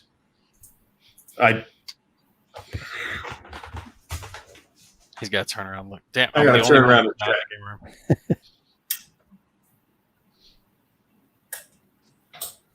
If you guys had to put a number on the percentage of your games that you've actually played, like let's say your collection's 100%, have you played 50%, 60%? So that's an interesting question because I think the stereotypical answer is to say it's like 5 or 10% or some small percentage. However, personally, I don't collect. Right, I buy games that I plan to play, and sometimes I change my mind, but I buy games because I plan to play them. If we count series as like single games, so if we count all my OCS games, for example, as one game, then I've played a surprisingly large number of my games, probably well over 50%. Yeah, I'm closer to 50% than I am to 40%. I feel bad then. I'm closer to like 30 or 40%. I'm pleading the fifth. Yeah. When I do a video, people assume, oh, he played the game. Not really. I mean, sometimes I do a video just on the example of playbook or something like that, and that's it. Joe, I'm having bookcase envy. Joe, I'm having bookcase envy. Look behind me, and then look behind you. I feel small. Hey man, we're not. This isn't a collection measuring contest, guys. Come on. Do I have to turn the light back on and shine it up here? You're doing all right too. Look at you. I'm doing all right. Joe, I like having one little bookcase back here. I got one bookcase there, another one over there, another one out there, a closet over here. There's a significant virtue in that, actually, of having a compact collection of games that you play regularly rather than having a million games that you play once. Well, that's the thing. I've got them kind of. I have a million games that I sometimes play once. Look, if you combine them all into one location, then your wife's going to know exactly how much you have, and it's going to look too big. That's why you've got to spread it out. I have a solution to that problem. Divorce. Oh. Divorce. That's not a good solution. Then she really does take half. But she'll let you have the games. Yeah, in exchange for the house. That is not a good where do you choice. put the games? Sounds like a fair deal, man. Patrick says, "Hey, Stuka Joe, saw the Simon Bolivar game on your channel. How was it? Interested in the subject. Hated the map art in that one though." Yeah, well, it was playtest quality, the graphics, but it's a card-driven game on the South American Wars of Independence, specifically the part from Ecuador south. They're going to make another one for Simón Bolívar in the north. This one actually covers the Argentines and the Chileans. I like the topic a lot. I think it's promising. I think it needed a little bit, maybe a little bit more polishing with the rules. Like everything, the rules when you look at these prototypes, the rules tend to be shorter than when they come out. But I think I like the combination of the historical period, and I like the CDG mechanic for it. I'm a little biased in favor of CDG, so I think it's going to be good. And it's history that nobody knows really about it. The South Americans have fought against each other a ton of times, and now they're starting to make games about it, and it's really, really interesting. Well, that's, again, it goes back to, we've talked about this before too, why we play war games, the interest in the history. And it's like, you look at it, the first thing that's going to catch your eye, obviously, is a good cover. You have a compelling cover, more people are going to go over, pick that box up, turn it around and read about it. And they say, hey, this sounds interesting. I've never, the two big things that when it comes to hands-on is the cover, get your attention to go over, pick up the box, turn it around. Then the back of the box really will sell you on the game or not. Right away. And you'll say, wow, this sounds interesting. I know nothing about it. I'm going to pick this up because I want to learn about it, and you can, learn quite a bit of history about subjects you knew nothing about just because you play a game. No, And that's happened to me too. That's how I got into American Civil War. Actually, I was totally disinterested in American Civil War, and then I played For the People. Thanks, Mark Herman. And now I got a whole library of books and games on the subject. I think all it takes is one good game. No, you're right. And I think, Mo, you're on point with the box cover, you know, catching your attention. But I disagree with you a little bit on the back. When it comes to historical games, I notice a lot of them have just this big paragraph going over the history of it. And I'm fine with that being like in the rule book or in an additional pamphlet. But I would almost rather be more pictures, more just something that can quickly grasp my attention on the back than something I've got to turn around and read, because when they're trying to like sell a true that to Marine. Me, yeah, I mean, just I to want be frank, pictures. no, they're trying to sell that to me in a short period of time. I want to Sure. pick up the box and I want to see, you know, a few pictures that give me the gist. I say if a plain white box back was good enough for SPI, it's good enough for me. And 3 colors. And on the rest of it, yeah. And where's SPI now? Well, that's fair enough. They're in Bakersfield, California, as I recall. John says he's touched 100% of his collection. He's broke shrink on 5% and played none of them. So I would say you definitely fall into the collector, maybe even retailer side of things at this point. If you or at least warehouser. Exactly. Grief, you got to play some of them. Yeah, that's, you know, I've been getting since you know we're all in lockdown still. I've been playing tons on Vassal. So, you know, the opportunity's always there. I'm kind of a sucker for the anything but World War II war game. I mean, I passed through a World War II phase. I loved Third Reich when it came out and the original squad leader and stuff. But now I see a game on some war I know nothing about. I'll pick up look at YouTube, a documentary, then I'll pick up the rules and if it has enough Chrome that has, you know, interesting events and topics, yeah, I'm gonna pick it up. I mean, there's a game I think is gonna come out from Legion War Games on the Berlin airlift, you know, and I mean, for me it's kind of a war game, even though it's not a hot war, it's part of the Cold War. I'm gonna pick it up and so I have a ton of games. I have games even like of Cortez conquering the Aztecs. There was a game in Command Magazine. I love those kind of topics which are different, because, you know, it gives you a chance to expand your horizons and I think that's one of the great things about the hobby. It's, you know, when you look at the wars that mankind has been involved, it's just mind-boggling, you know. And there's one for there is even a game about the War of Jenkins' Ear now. So yeah. Nice. There's one for Kev, says seeing your content is inspirational. Get the games out and roll dice, as Kev is always saying. Yeah, roll some dice, right? It's good advice. Even if it's just you. Exactly. I mean, there was a point at which, and you know, I was doing video at the time where I had no local gaming. I just didn't know anybody down here. So I would set stuff up myself and play it. Somebody said about, I posted a question that what's adjacency in Crowbar, because I'm filming it actually. I'm finishing filming it right there. And it was in page 4 of the rule book, like very clear. I just missed the whole thing. So yeah, I know what adjacency is. Thanks, John. Nice. Don't you hate it when you do that? Yeah. I had even Herman Luttman responded. Somebody probably woke him up. Hey, Herman, you got to respond to I had one like that the other day where someone had commented and let me know that I had messed up this rule. And the problem was I had read the rule and I was like, I know I read that right. And I went back, I looked at the page, and then I turned it to the next page. I was like, oh, there's more to it. I was like, well, roger that. Just missed it. All I had to do was turn the page and just didn't bother to do it. But if you put a video up on the internet, they will quickly let you know if you make something, you do something wrong or make a mistake. That guy is always out there.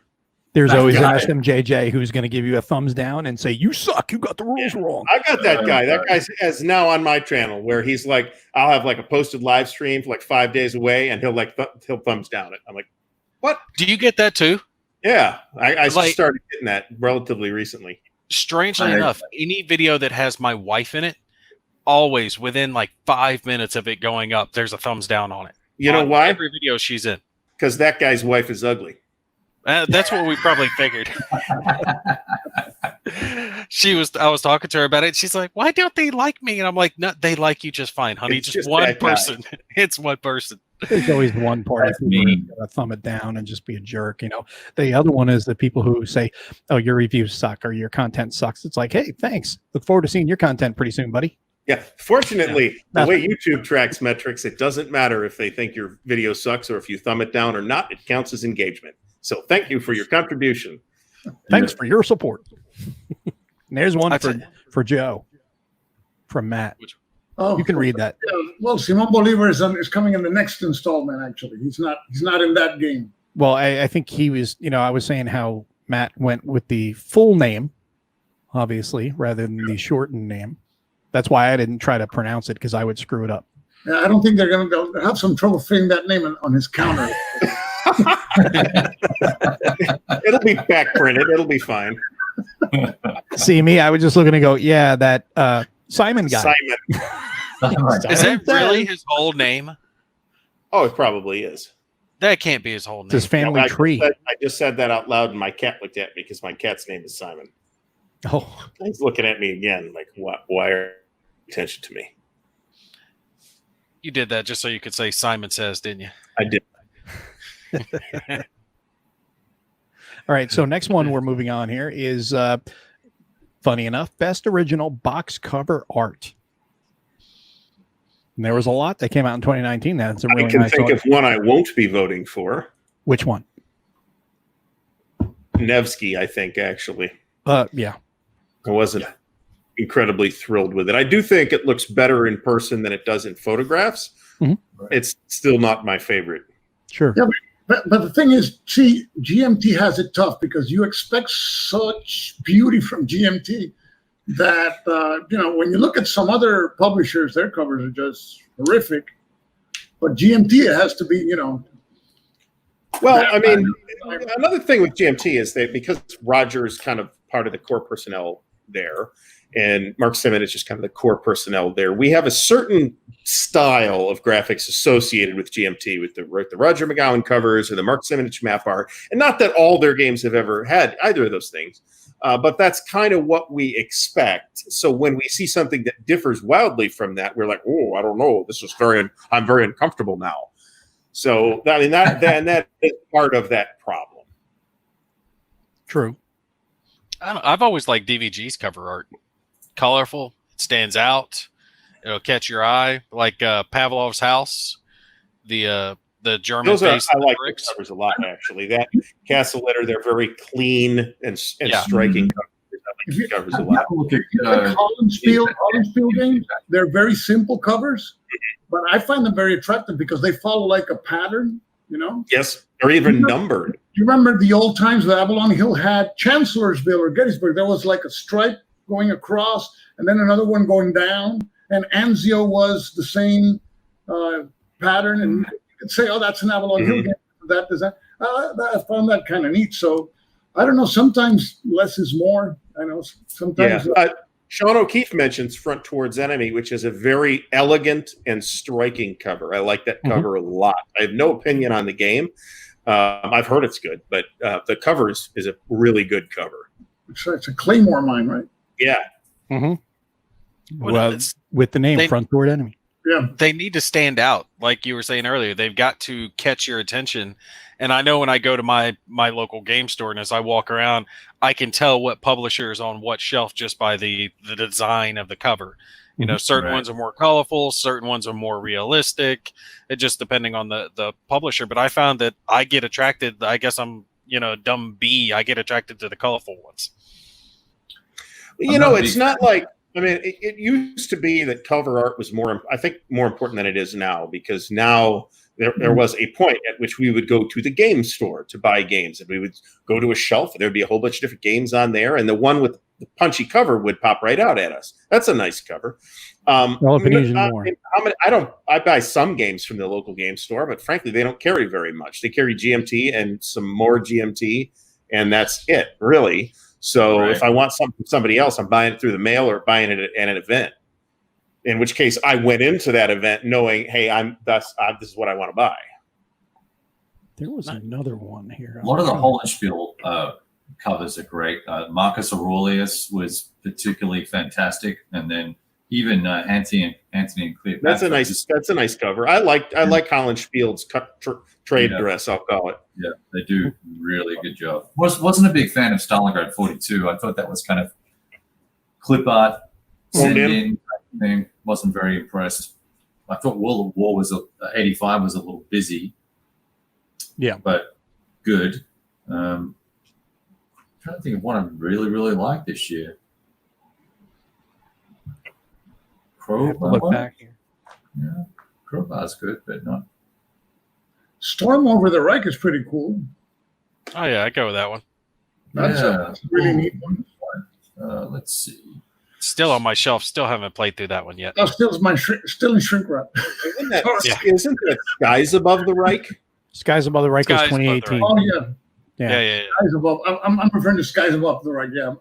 Yeah, Skies Above was a great cover, but it was also from 2018 because I was thinking of that too, and I was like, I was thinking about that. 2018. Yeah, Scratch. Crossing the Line. It's actually a pretty good box art. Which one? Crossing the Line, Arkham 1944. Mm. It's pretty nice. No, I don't know that one. A couple of silhouettes and a map in a watermark format. It's nice. Red Storm's another good one. Yeah, that's some nice art. That's a nice art. That's a nice cover. Helps that I like the game too.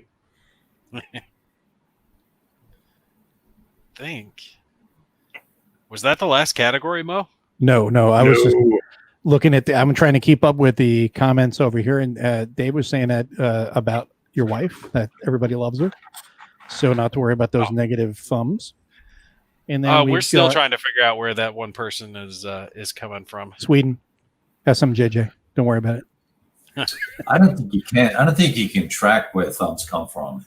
No, but everybody that gives a thumbs down, I just equivocated to a 1 on BGG. That SMJJ guy that went around giving everybody a 1. Yeah, that's why I think it was from Sweden. Like the one game that he likes, which he gave a 10 to. Yeah. And then now we are up to best pre-20th century era computer war game.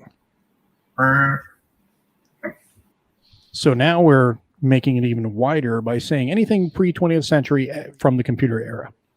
Wow. I don't think I've played anything pre-20th century. Yeah, that New Fields of Glory maybe might have come out in 2019. I haven't played that, but it looks neat. Played Victory and Glory, actually. Well, yeah, that's pre-20th century. I had to think about it for a second. Yes. I don't think that's 2019, but I could be wrong. Victory and Glory, that's 2019. Is it? Okay. Yeah. I'm doing the board game version of that too. No, there's not. There's not. It's by Lock and Load Publishing, but they do not have the board game version of it. There's so much of it that's handled by the PC behind the scenes. I wouldn't be surprised. This is not the game I thought it was. Never mind. What's a computer war game? What's that? And now we have something that maybe everybody will have something for here. This is best modern era computer war game. I can think of one that would probably fit in there. One of the Command games came out in 2019. Yes, it was Command Modern Operations. Shimano's successor. And those are supposed to be good. Basically, it's kind of like Harpoon. Yes, that's exactly what it looks like. It's Harpoon on steroids because it's actually got everything. Cool. Yeah. Oh yeah. And it doesn't crash like Harpoon did back in the day. What's that one I got on Steam recently? I want to say is Strategic Victory. World War II. Strategic Command. Strategic Command. That's it. Yeah. Yep. I've played that. I aggressively dislike it. Really? Yeah, I have the War in Europe one. I aggressively dislike it. I think I've got both of them. I think the computer cheats, the AI cheats, and I'm not a fan. What were you playing on hard or? I think I was playing on normal. I tend to play on normal. I don't want to start on easy because I don't want the I don't want the game to set false expectations for how easy it's going to be. So I tend to start on normal. No, I was just playing on normal. But I could tell the AI was cheating. So, I'm not too far into my campaign, so maybe I haven't experienced the game cheating. But what do you mean by cheating? Like it's getting just a flat unfair advantage? no, I mean Things like you can't units do? magically, because when you've got Fog of War on anyway. I don't know, maybe you're playing with it off, but units playing with magically no Fog appear of where War. I know there's no unit there, and then suddenly a unit appears there. Okay, yeah, I play without the Fog of War. I want to see the whole field. So maybe This is a classic problem with video game AI, is that it's basically set up to cheat. The computer's not playing by quite the same rules you are. Well, they might set it up that way if you've got Fog of War on. So if you do some end run, that the game isn't expecting that you'll run into some type of resistance and Maybe not just steamroll them. Well, I've it's kind of like enjoyed the game. It's now, like it actually has pretty good narrative. The Historical Gamer, has a YouTube channel, and he did a complete playthrough as the Axis of that, which I've religiously watched every episode. It was very engaging. It's good narrative. I just didn't like the game system. Yeah, I was actually watching the same guy's videos. I know who you're talking There you about. go about the game's cheating. If you go into the editor, Jesus. you can see event triggers. So it does Really? cheat. Well, yeah, you're gonna have, there's, I don't know if you guys have played any of the old EA sports games, Madden or hockey or any of those games back on any of the consoles. I haven't played a sports game since Tecmo Bowl. Oh, okay. Well, I mean, EA has been known over the years the catch-up mechanic. You can be beaten a team 5-1 in hockey or baseball or something like that. Next thing you know, boy, it's 6-5. What? Because their guys all start hitting great or, shooting, scoring goals or whatever. And, it's like, okay, well, how else are you going to make it competitive, though, unless you're playing head to head? But then, another problem with computer games is people can find glitches and exploit them. And that's a whole nother subject. But yeah, that's all the Spiffing Brit does. He's friggin' awesome if you guys haven't watched him. His name is the Spiffing Brit. Go check him out on YouTube. The dude's friggin' hilarious. He finds little glitches and exploits in games and then shows you how they work. The guy's just hilarious. Okay, I'll have to check this guy out. Then there's the best science fiction or fantasy computer war game. Anybody got any feedback on that? Science fiction. What was I playing? Stellaris? That's, not a 2019 release, though. I've played the pants off Stellaris. Yeah, I've actually just recently got into Stellaris. So many people, are just fans of everything that Paradox puts out. And I like the 4X type space games. I was like, I know this game's good. It's just I didn't want to sit down and learn it. So I was finally there's a learning curve too. Oh my God, it's not a learning curve. I could learn a new language easier than I can learn to play that damn game. Well, it's more of a learning cliff, really. Yeah. Once you get like the basic gist and you understand the premise behind what you're doing with your pops and your forces, and you get the general grasp, it seems like everything kind of builds upon itself. But I actually just installed the New Horizons mod, the Star Trek mod, and got into that. I'm like, well, if I'm going to do this, I'm going to do this right. I'm going to play as the Borg, and I'm going to try to simulate the whole damn galaxy, and that's going to be my Stellaris experience. So that's a little campaign I've been going on. I take it you approve there, Gary, when it comes to that sounds fun. Yeah, I like Stellaris. I've put like 200 or 300 hours into Stellaris over the years, actually. So we've got best computer war game expansion or update. And Mo was like, "You guys are done talking about that now." No, we still got to finish these categories. There are multiple Stellaris expansions that would qualify for this award. So they released Stellaris expansions, continuing oh my God. treadmill of expansions, as with all Paradox games, as far as I can tell. That is the biggest pain in the ass that they do. Is it's almost like they've released the game in chunks, and they sell it to you for $10 to $20 a pop. I mean, what is there, like 10 for Stellaris? If you buy them if you buy them at retail, it's like $200. Oh, but look at Crusader Kings 2 or Europa Universalis 4. I mean, there's dozens of DLCs that you have to then go buy. Yeah. So, and if you stop playing and suddenly you're 3 DLCs behind because you didn't play for a year, and now you're like, oh, I can't even watch videos on this anymore because now they're playing with totally different mechanics. And you can't even really get into the game unless you get all those damn expansions, because someone's talking about the synthetics and what they can do, or the ring worlds, or whatever the hell it is, whatever game that you're playing. And I'm just like, screw it, I gotta wait until they have a sale so I can pick up these expansions that I'm missing. That's how I do it. Yes. Winter sale. Then we have the best computer war game assist module, Vassal. So that's actually a good one because we got basically very little.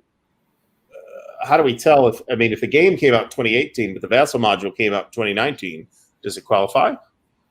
I would say that if it came out supporting a 2019 game, it would probably be what I would consider a 2019. That could even be the first few months of 2020. If it was a Nevsky module, for example, that came out in 2019. If it came out in January of 2020, well, that counts towards the 2019 game, in my opinion. Okay. So, does anybody have a favorite Vassal module that they would put in there? I haven't played any game that came out in 2019 on Vassal. Quatre Bras, I have played that on Vassal. Best professional. Good. Go ahead. No, I was just gonna say that was good. That's my only one. Best professional war game magazine. C3I. There's others. There are.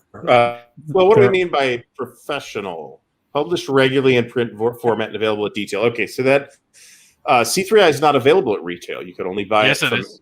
It is? Yeah, Amazon. Yeah. Well, I can buy it at my local store. Okay, fair enough. Nice. I've never seen it at a local store. Yeah, I don't think you can. It's in a store. I've never seen it. Yes. In a store. It is in my local store. I will take a picture to prove it to you. But there are some local game stores that are actually awesome, just not here. So, right. My local guy's a big war gamer. He carries it. War Diary is a great magazine. So interestingly, there's no stipulation that the game magazine has to contain a game in it. Right. Which makes me probably want to vote for S&T because I think the magazine is really generally really good. Whether the game in it or not is good is kind of a different question with a different answer. Then you have the modern as well as S&T.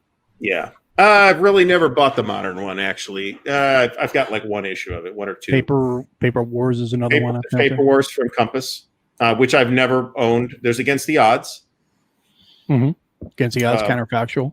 Yeah, and some of the games in Against the Odds look very good, but I'd be inclined to vote based on the magazine rather than the game quality.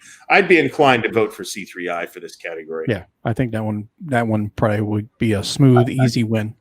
Yeah, probably an easy win for them. But I prefer War Diary just because it's just about wargaming, and it's not a house magazine. Doesn't have any real bias in it. They're just good reviews. Yaz, another one too. Does that have games in it? It does. No. If you if you subscribe, you get a discount code. You go buy a game at Lock and Load in their print on demand section for 25% off, or something like that. You're talking about War Diary, yeah. No, I was thinking Ya magazine does come with a game in it. But you've got the hat on. You've got the hat on. I've got that. That's why I was saying there's more than just C3I. I was trying to, pimp those guys. You can't really I've seen at least. It definitely comes with games in it. There's a reason C3I is one of the bigger ones, though, especially with it being an in-house magazine, because how else is it going to be that easy for them to get errata type counters to their customers?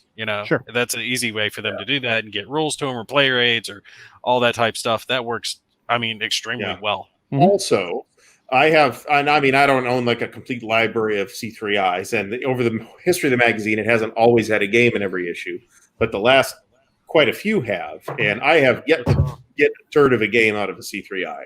Up there. Well, C3I, the thing is, it doesn't come out like periodically. It's like it's roughly once a year, I believe. It's really good. So I end up always purchasing I've been purchasing the ones the last 3 or 4. The only magazine I'm subscribed to is Against the Odds. I like the way that they approach topics from all eras and do games on all eras and I find them you have very innovative games. I don't know. Remember that time they had that game, that Solitaire game, that Wake Island game. That was pretty good. So they venture into different mechanics, and it's not, I think magazine games are like the testing grounds for wargaming. They test a lot of things there that later you'll see in box games, and I like test.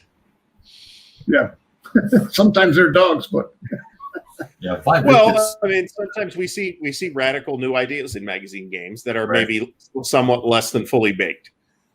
Yeah, like take Harold's game and should have been a box game, Yeah, I'd have bought that as a box game. Mm-hmm. They've turned some into box games before. That's true. Sure. There's at least one sitting back here. Well, there's more than one sitting back here, actually. And there's a good comment. It goes back to what Gimpy was saying before. It says, in some ways, See-Through fails a bit as a hobby magazine since it's primarily about GMT games. Excuse me. So I wonder if that works in its favor or against. I would say more in its favor than anything else because it's the in-house support. In the context of these awards, I would agree. I think it definitely boosts it more than it deflates it. I think there's been a subtle change over there too. Roger's off doing his own thing with the magazine now. Yes, that's true. So it's separate because he's mentioned Hollenspiel has had some coverage in the last 2 years. Yeah, even had a game, last scenario, right? Full game, actually. Expect to see some Legion War Games stuff in an upcoming issue. One of the recent ones, the one that had the Mark Herman Gettysburg game also had one of the Napoleonics titles from some French publisher. Yeah. Nice. Then Which is the one that deals with Compass games? Is that Ya? That's Paper Wars. Paper Wars. But Matt here is saying that they cover everything, not just Compass, which might be true. I've never actually bought or read an issue of. I haven't either. I thought they were directly related, but that might explain the issue I had because there was a game that was supposed to have a mini expansion coming in a Paper Wars issue, and I tried contacting to find out what issue had it already released or was it going to be released, and they could give me like no answers about it. I thought they were directly related to Compass, but if they're not, that would explain why they wouldn't know.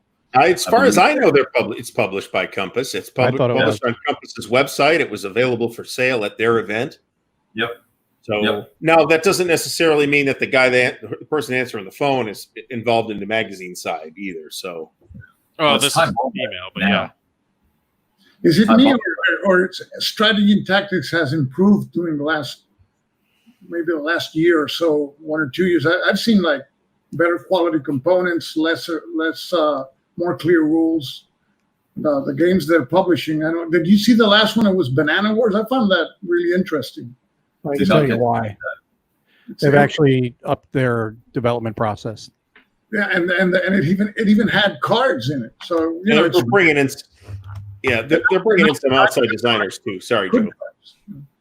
Yeah, they've got outside design. They've got a development. They're working through a better development process now. A few years ago, I was in San Diego, ran into Doug, who does the development. He's the lead of development for them, and I was like, "Hey, I'm really interested in both, but primarily modern more so than strategy and tactics." But I actually play tested a few of the games for both strategy and tactics in the Modern War magazine, and there's actually a new one that Doc sent out for people to get involved in now for games that'll come out like in a year or so. And I haven't responded to yet. I don't know if I really even have the time right now to do any of that.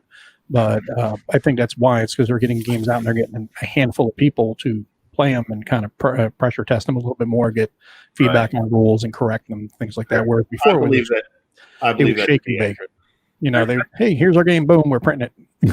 I remember in Consum World 2018, I saw that game that came out, I don't know, 1 or 2 issues ago on the Sepoy wars in India, the Sepoy rebellion or something. It came out in strategy tactics. So they were playtesting that thing at least, I don't know, a year and a half before. So that's good.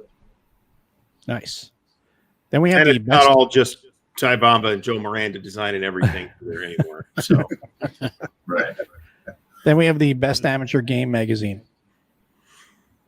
I'm not sure I can think of an example of this. Can't think of the name. Is there of one? Yeah, there was. What was it? Is it still around? I could think of RPG examples of this kind of product, but not war games. What was the name of that one? It'll come back to me eventually. I don't know if it's even still in existence, but there was one that I can't think of what it was. Something quarterly, or I can't think of it. Someone in the audience may remember it, but we'll move on to the next one here.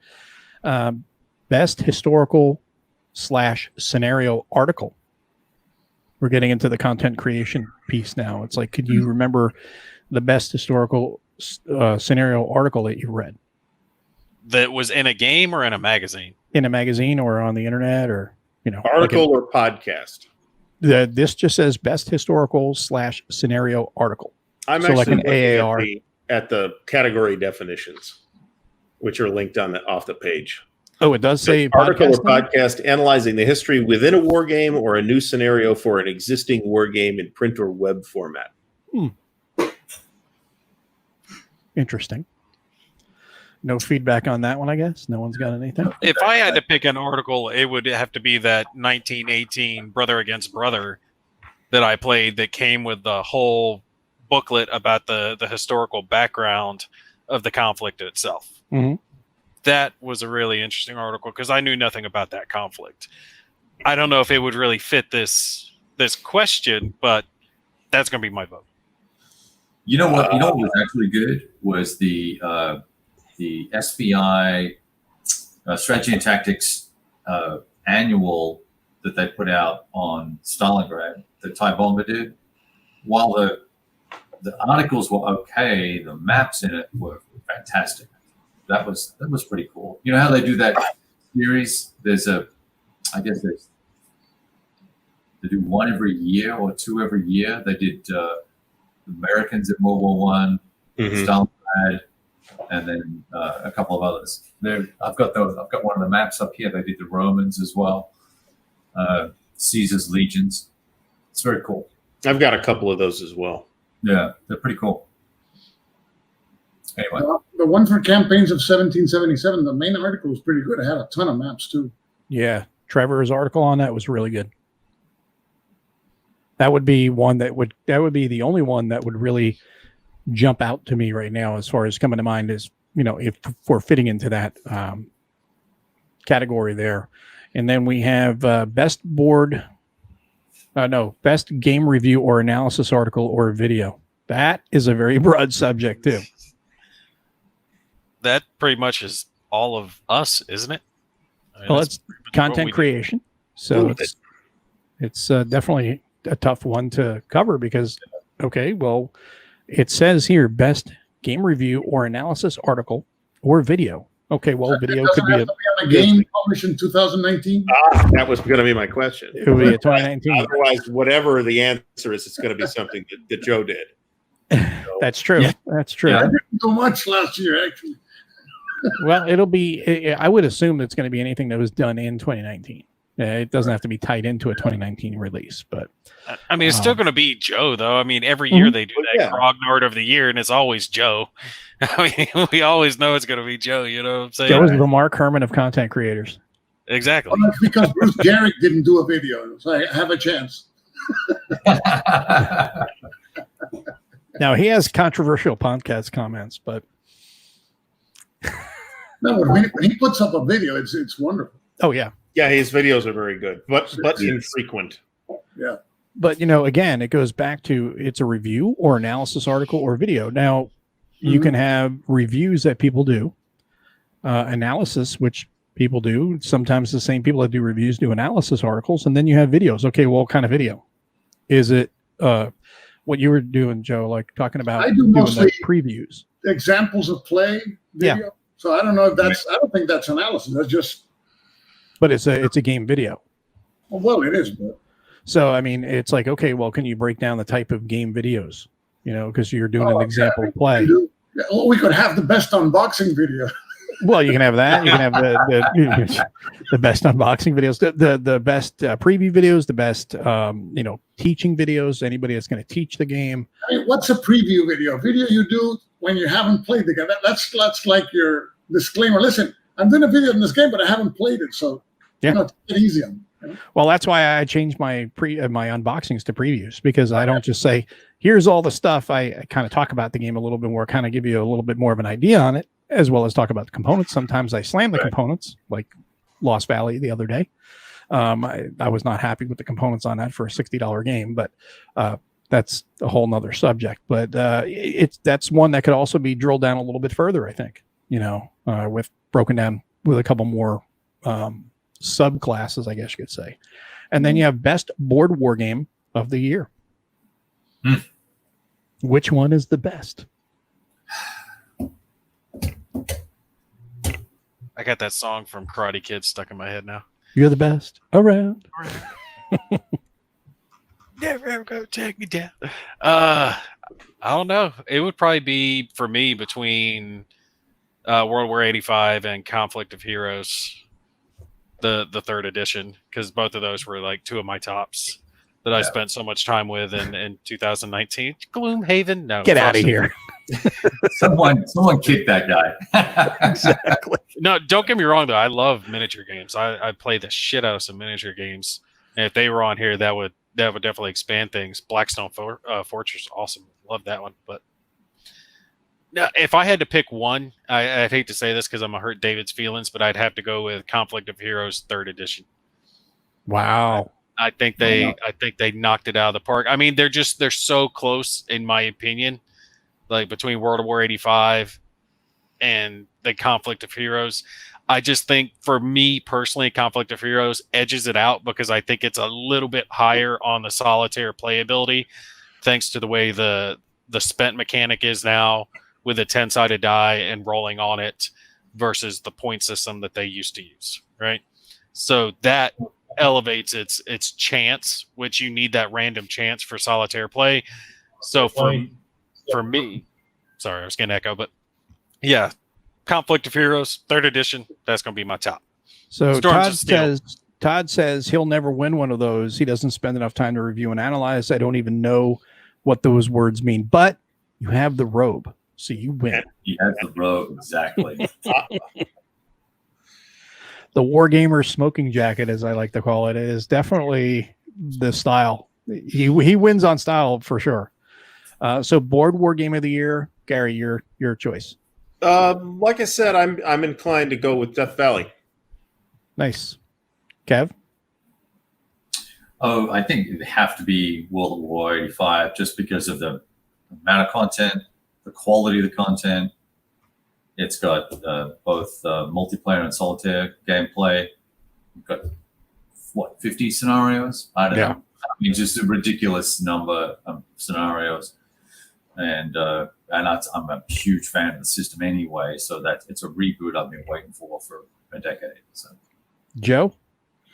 Okay, brace yourselves. I'm not a big tactical guy, even though I do some tactical videos on games because they send them to me, so I do them. So, but the thing is, the last 100 yards for me, I think it's so innovative.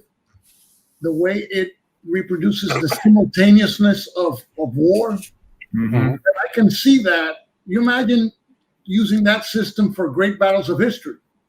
I think somebody one day will use that system to recreate tactical battles in other periods because that thing, it simulates that simultaneousness of war. You're throwing fire and the fire will cause its effect, and it'll last, for some time.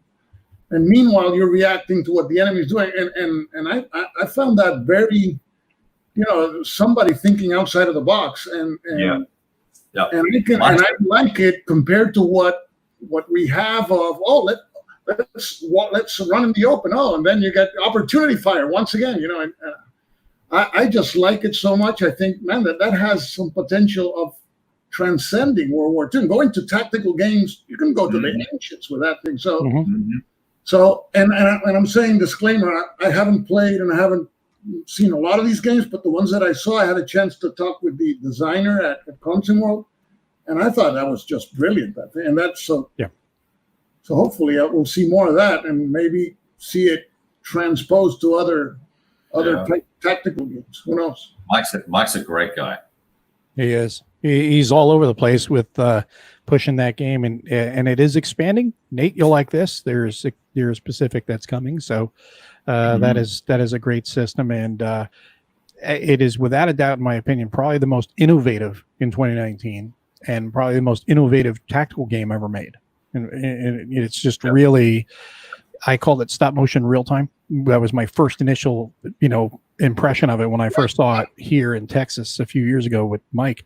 And I was like, wow, you're going in stop motion because you're playing in turns, but it's all real time because you're basically like pre-programming a firefight. You're saying, okay, I'm going to do this, and then I'm going to do this, and then boom, you just have your action all unfold at one time, which is really cool. You have your resolution at that point. But the three that I would say would be Last 100 Yards, Stalingrad 42, and World of War 85. World of War 85 is going to win for the simple fact that for $70 you get a boatload of content, and it's all great. Yeah. But that is the primary, reason for that one over the other two for me. I would like to see the mic system, married with Great Battles of History, because I didn't like the original activation system that you got the lousy leaders going first, and then you sit back unless you trump their move. And I think their change in hoplite to chip pull is like an admission that that they were looking for something better. So I think something like Mike's system even to ancients would be really, really interesting. Sure. No, I agree with you, Stuka. That's one of my problems with the Great Battles of History system is the way they play against each other. It just didn't feel as fleshed out, didn't feel quite right. But I like that time period. I like hoplites. I like Spartans and gladiators going after each other. So if they were able to pull off what you're talking about, I'd be really interested in trying a game like that. Mark Scarborough came up with a game on the Battle of Waterloo, but I think it's this year. And I don't know if his system if nobody else has had it before, but it was pretty simple and really nice that you want to go next with, I don't know, Nay, you have to roll for him. And if you roll successfully, he gets activated. If not, you just lost your turn, and the other guy goes to try to activate one of his leaders. And that is so simple. And at the same time, it's a lot better than that Great Battles of History system that it was just, the order, what's going to come. And then Alexander the Great can trump, or Julius Caesar can trump at any time. And, it was just, I don't know. I find it that they still have some ways to go and war gamers will always like to test, and our games with other things and cross them. And I think hopefully, we'll see more improvements there. Plus, it made that game harder to try, or that system harder to try to solitaire with the trump mechanic in it, because you're having to make that call against yourself. You know what I mean? It didn't work quite right for me. Now we're down to the last two categories. The James F. Dunnigan for playability and design, person or game. Say that again. It is the James F. Dunnigan for playability and design, and in parentheses is person or game. So the game that's best designed, or the person that's the best designer? Is that what it's asking? It's kind of a vague class here. It just says it's for playability and design. So how is that? Is it the game's playable, or the playability of the game, or the person that's explained it? So the category definition on that is game designer, developer, graphic artist, or war game for outstanding achievement in that year.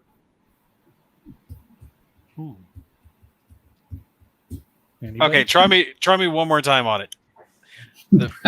Slow. Game designer, developer, graphic artist, or war game for outstanding achievement in that year. Okay, so this sounds like best war game of the year with people added in. Or the people. Or best runner-up for war game of the year. Yeah, or somebody. I mean, it has to be. It's not like a Hall of Fame type of thing, so it can't be. You can't nominate, Al Nafi or somebody like that. Well, I guess you could actually. He's got a game on the list this year.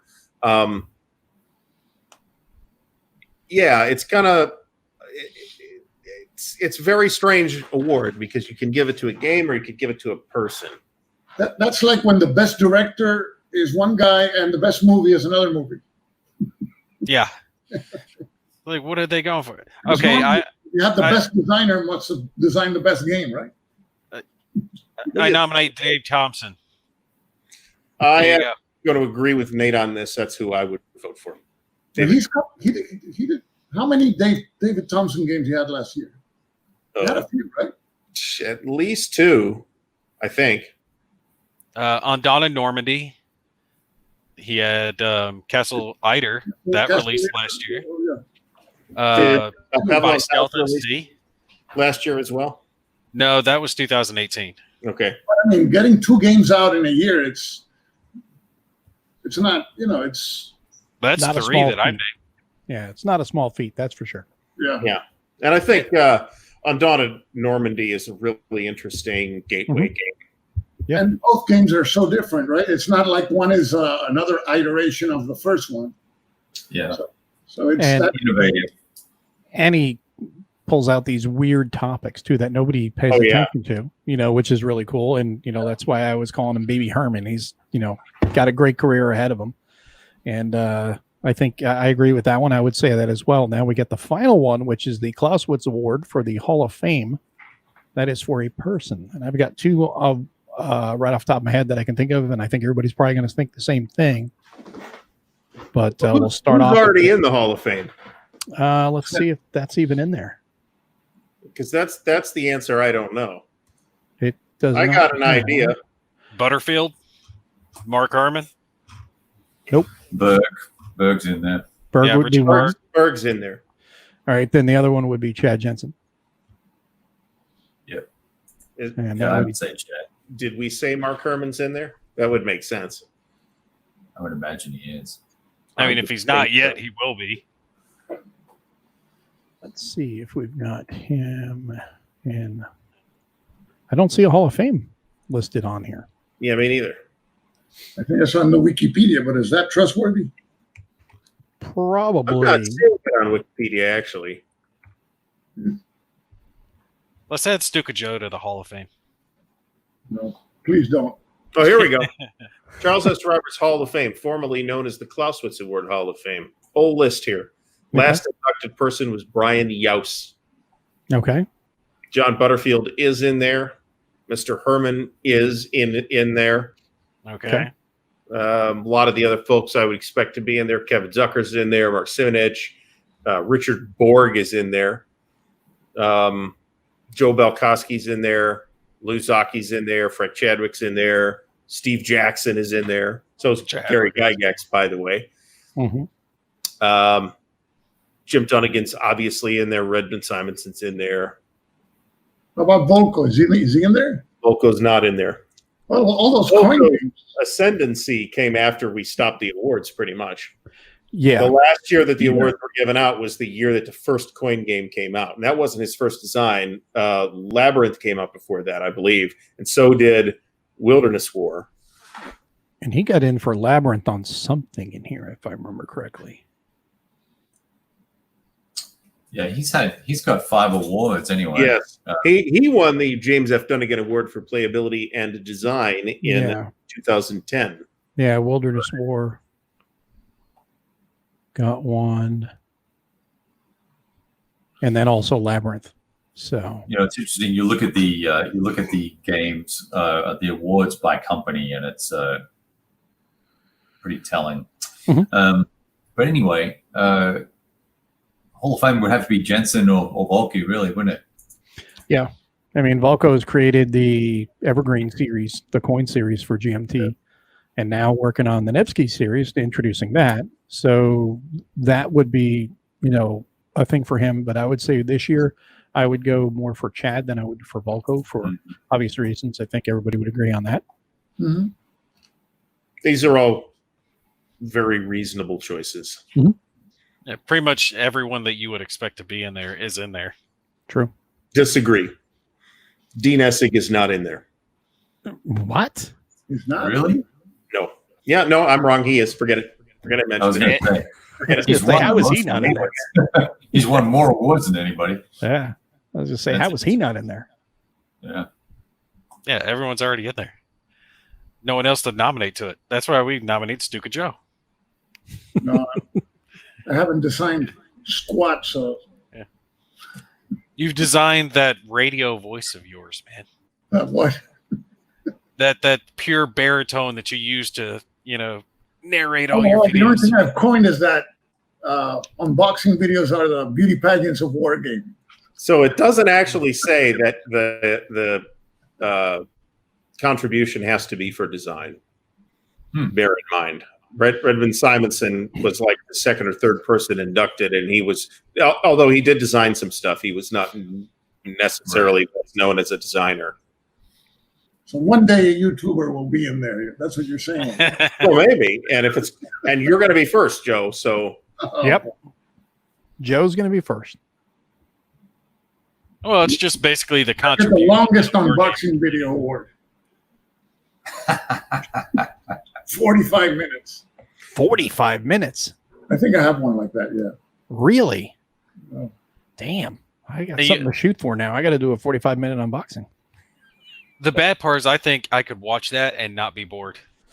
oh, absolutely, I can watch wargaming videos all day. Yeah. It's literally only one wargaming channel that is too boring even for me, and I won't name it. No. Look, sometimes you got to watch that channel when you just want to relax and drift off to sleep calmly. Well, then it is very effective at that. I'm gonna say based on who I see on this list already that I would probably vote for Volko. I think. All right, Volko. I absolutely understand why folks will want to vote for Chad. Sure.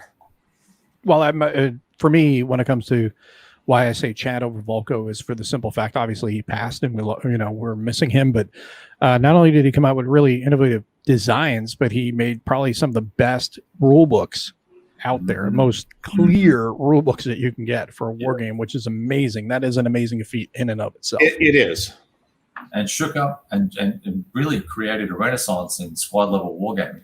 Look at all the systems that came out after he started with Combat Commander. I mean, everyone sort of went back to the table and said, you know what, Mike Denson, right? It doesn't have to be ASL. It doesn't have to be ASL. It doesn't have to be a derivative of ASL, which is fantastic. It's definitely thinking outside of the box because it's a tactical card-driven game. So. Yes, yes. It's So you fantastic. imagine, it has that combo. So, yeah. Nate, your choice. I'm going to go with the crowd on this one since any other name that I would mention has already been inducted. So, yeah, Volko's good. Okay. Kev? I'm easy to please. Yeah, I would vote for Jensen. Okay. And Joe? I'll go with Chad. All right, so we have the split between Chad and Volko, and both are very worthy, obviously. Unfortunately, we lost Chad, but we still have Volko, and we will always be able to enjoy Chad's games. And I think there's going to be more coming as far as a support and honor of Chad as well in the future from GMT. So we'll have to wait and hear for, see what comes on with that. But I think with all the stuff that's happened this year, we've kind of had to put that on the side, but that runs us through all of the categories. So now everybody's. I think next year there's going to be like 3 more coin games. So at least Allbridge is burning. I might see 3 printed next year. Yeah. Allbridge is burning is actually he's got the first text in hand. Yeah, he's got the inspection copy. Philippine Marcos regime game coming up too, right? Yeah, People Power. Yeah. Yeah, that one's coming along, and the China one coming along, and yeah, I'm confused as to whether that game about the troubles in Northern Ireland is a coin game or not. It is definitely coin inspired, but I'm a little confused now. How many factions are in that? 4, I guess. Is it 4? Is it 4? I think. And Brian Train has the China game coming out too. Well, it's a coin game, right? Yes, China's War. Yeah, so it's a bunch coming up. So.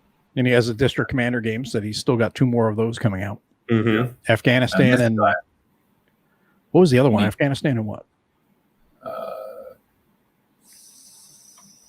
Come on, crowd, help us out. Afghanistan's the next. It's one of the next 2 of Brian Train's District Commander series from Hollandspiel. So someone with quick fingers can go to Hollandspiel's site and see. There's a guy that needs to be in the Hall of Fame too. Brian Train. Yeah. Yeah. Oh, yeah. And he's actually been mentioned, as has Herman Lettman, Roger McGowan. That's what I was saying. Everybody's already in there.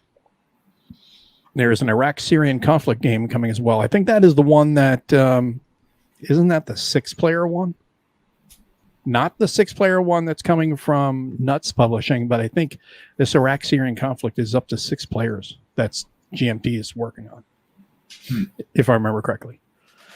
So, but anybody else have any final closing thoughts before we sign off for the evening? I think we've covered all the subjects already, and we've covered all the games, kind of. So everybody who's at home watching, now you've got a little bit more of a better, feel for some of the things to look for.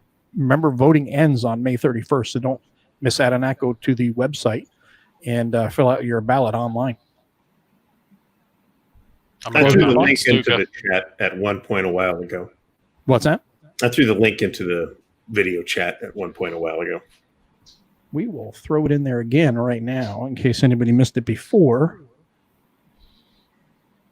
Put it in there. All right. So if anybody has not already gone to the website, there it is.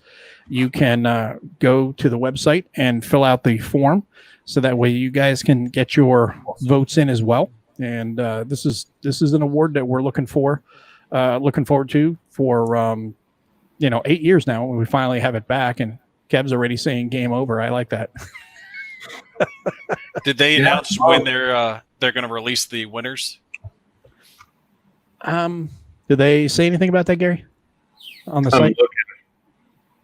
Ballots will be submitted by June 15th. June 15th. Okay. Yeah, so 2 weeks. It's pretty quick. Yeah, it's very quick. I don't see anything where it says when the awards will be announced.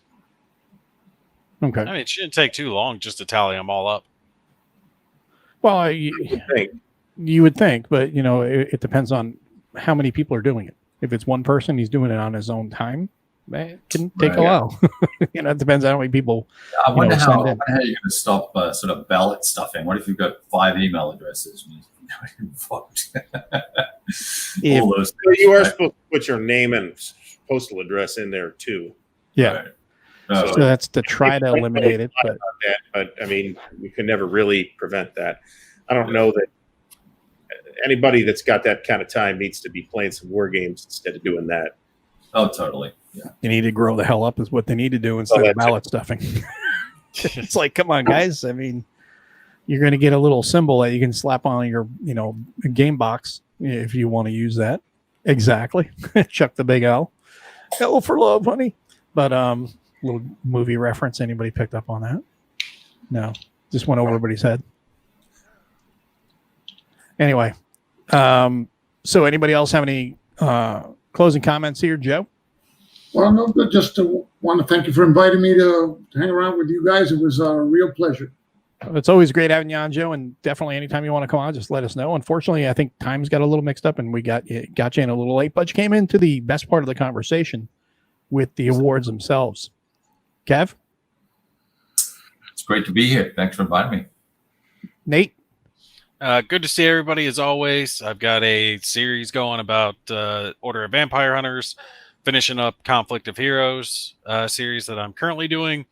And then some people have been asking me about the sequel Core Space series that I'm going to be doing.